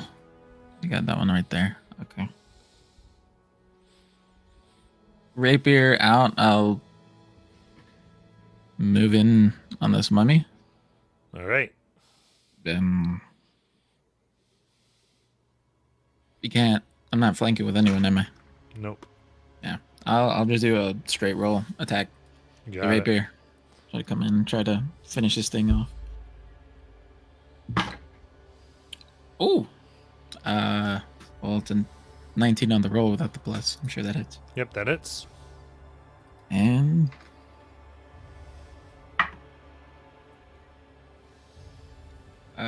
for 5 piercing.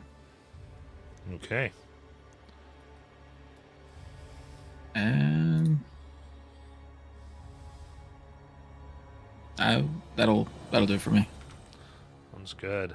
Revere.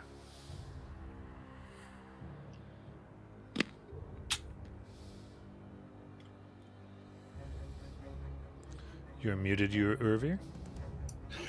As a bonus action, I'll attack with my spiritual weapon. Mm-hmm. And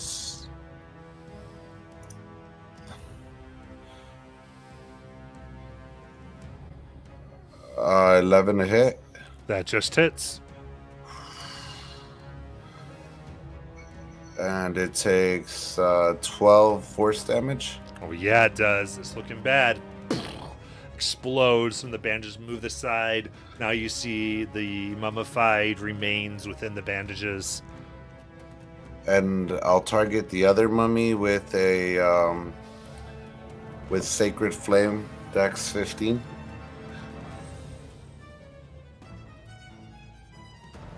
That's a 3. And it will take 7 plus 4 is 11 total radiant. How do you want to kill it? I just wanted to burst into flames as I tell it, be gone. You're no longer of this plane. I love it. Gone. The bright light incinerates it, and it's gone. And anything else? I'll start landing on from flight. All right. Enigma.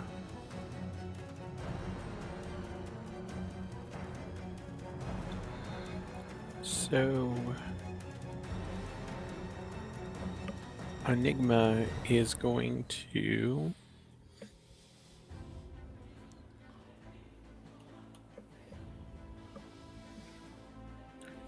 So, I'm going to use my Awakened Spellbook feature, which will allow me to change damage type with another, so replace one type with another. And Enigma is going to cast a spell. Sorry. It's just really hard to do with a tiny screen. I have to bounce back and forth a little bit more than I should have to. So just Acid Splash, but instead it's going to be fire. Okay. And that's a dex save? Yep, Dex save 14. Jeez. 17. Okay, cool. All right. Can I go ahead and... Oh, I don't need to move. Never mind. Good. All right. Sayuri. So it was pointed out that I can't do dual weapon with two weapon fighting with a dagger and a rapier, so that's 6 damage. Extra 6 damage needs to come off. Okay. Got it. Go ahead. All right. Oh.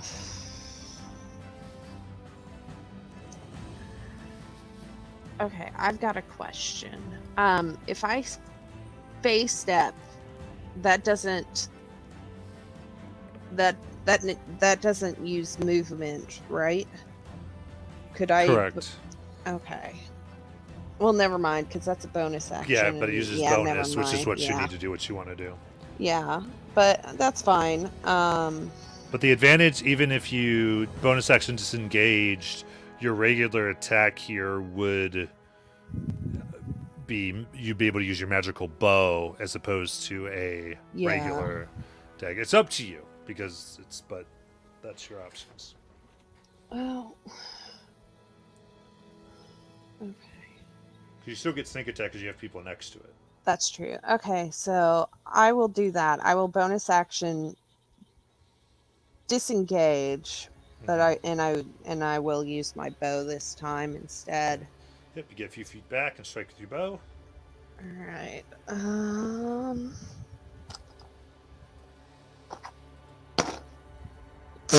No. What is it? 8. No. Mm-mm. No. All right. Mortis. I will continue to shoot at this thing with my longbow. For a 20 to hit, 30-20. That hits. For 6 piercing damage. Okay. This turn, it's going to turn and it's going to strike Rengar here. It's his fist for 7. Miss. Rengar, it's your turn.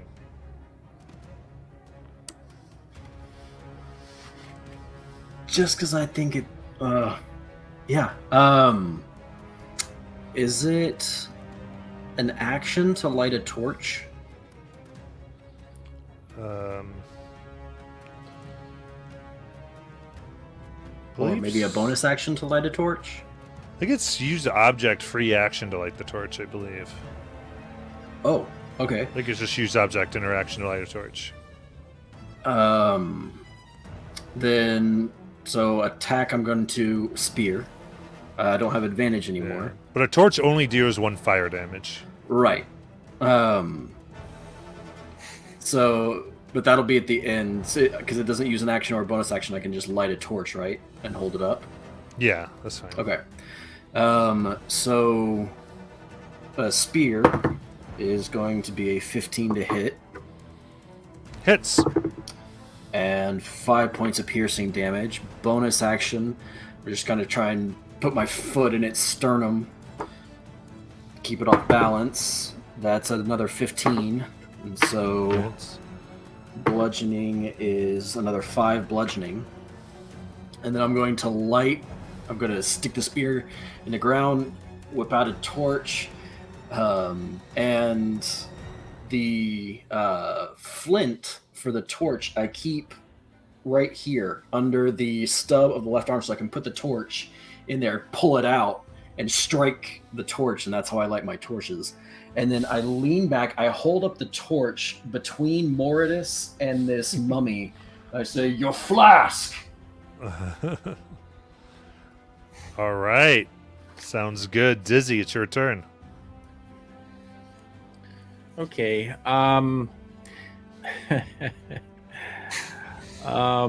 What I will do is I'm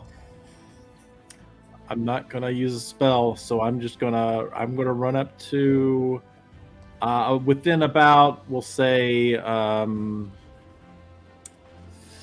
feet. No, wait. I'm sorry. That would be really dumb. I'm about 30 feet away from him now, anyway. So I'm just going to try to thorn whip him. Okay. Yeah, that's what I'll try to do. All right.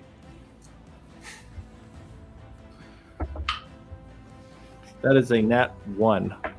Ooh. Just goes off in the distance. Oh man. Rowan. Upon rolling that nat 1, I look toward the Veers and say, "Not even a thorn whip could pull this bad mummy jamma back in." And again, one Oh yeah. bardic inspiration. Where is it? All right. Rowan's gonna keep at it. He's gonna very flourishly kind of like retract and kind of and come back in, trying to wear this guy down. 'Cause I don't believe I have any fire. Or make use of that torch. So he's gonna go for a piercing strike. All right. 18 plus 6 to Yeah, hit. that it. Yep, that hits. This one's got 12, I believe. And then 7 plus 4, 11 piercing. Okay. All right. It's looking very rough. It's almost entirely just the tight skin. The bandages seem to be gone. Irvi, it's your turn.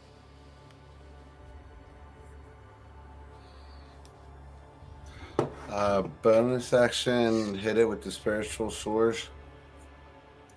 Okay.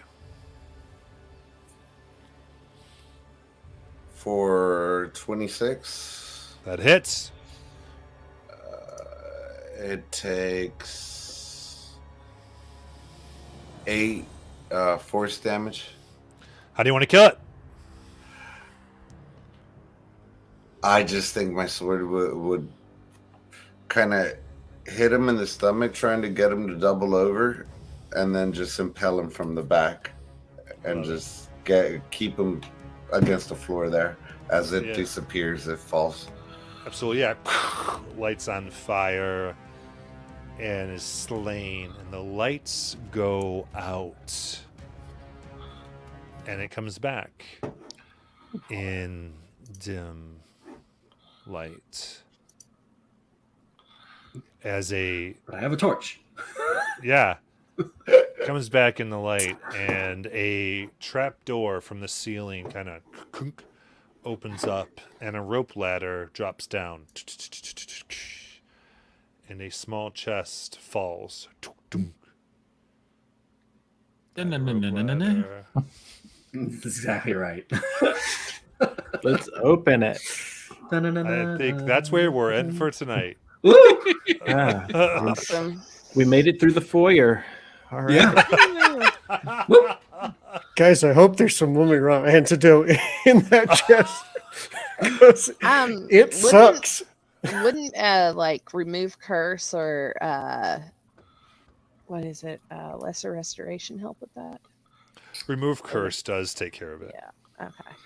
Man, like the order of our turns was just in the. I was hoping to go before Mortis so that he could get off like the trunk flamethrower, But Yeah, the initiative there was rough. That was a rough initiative roll. That was Yep. terrible. I mean, they all Oh. went before more than half the party. Yeah. That's always very, very rough. So good job. Oof. All right. In that Did case, anybody else get hit with the mummy rot? No. We all made Oh. our saves on the con Okay. save miraculously. Except for me. Well, Okay. if it makes you feel any better, I was frightened for a couple rounds there. So yeah, that's Frightened I could have dealt with. I was the More only than one that was. real bad, guys. Real I was- bad. Yeah, that is really bad. all right. Well, we're in for tonight. Thank you all for watching, and we'll see you back on. Hopefully, maybe you will play. See everybody later. Deuces. Bye.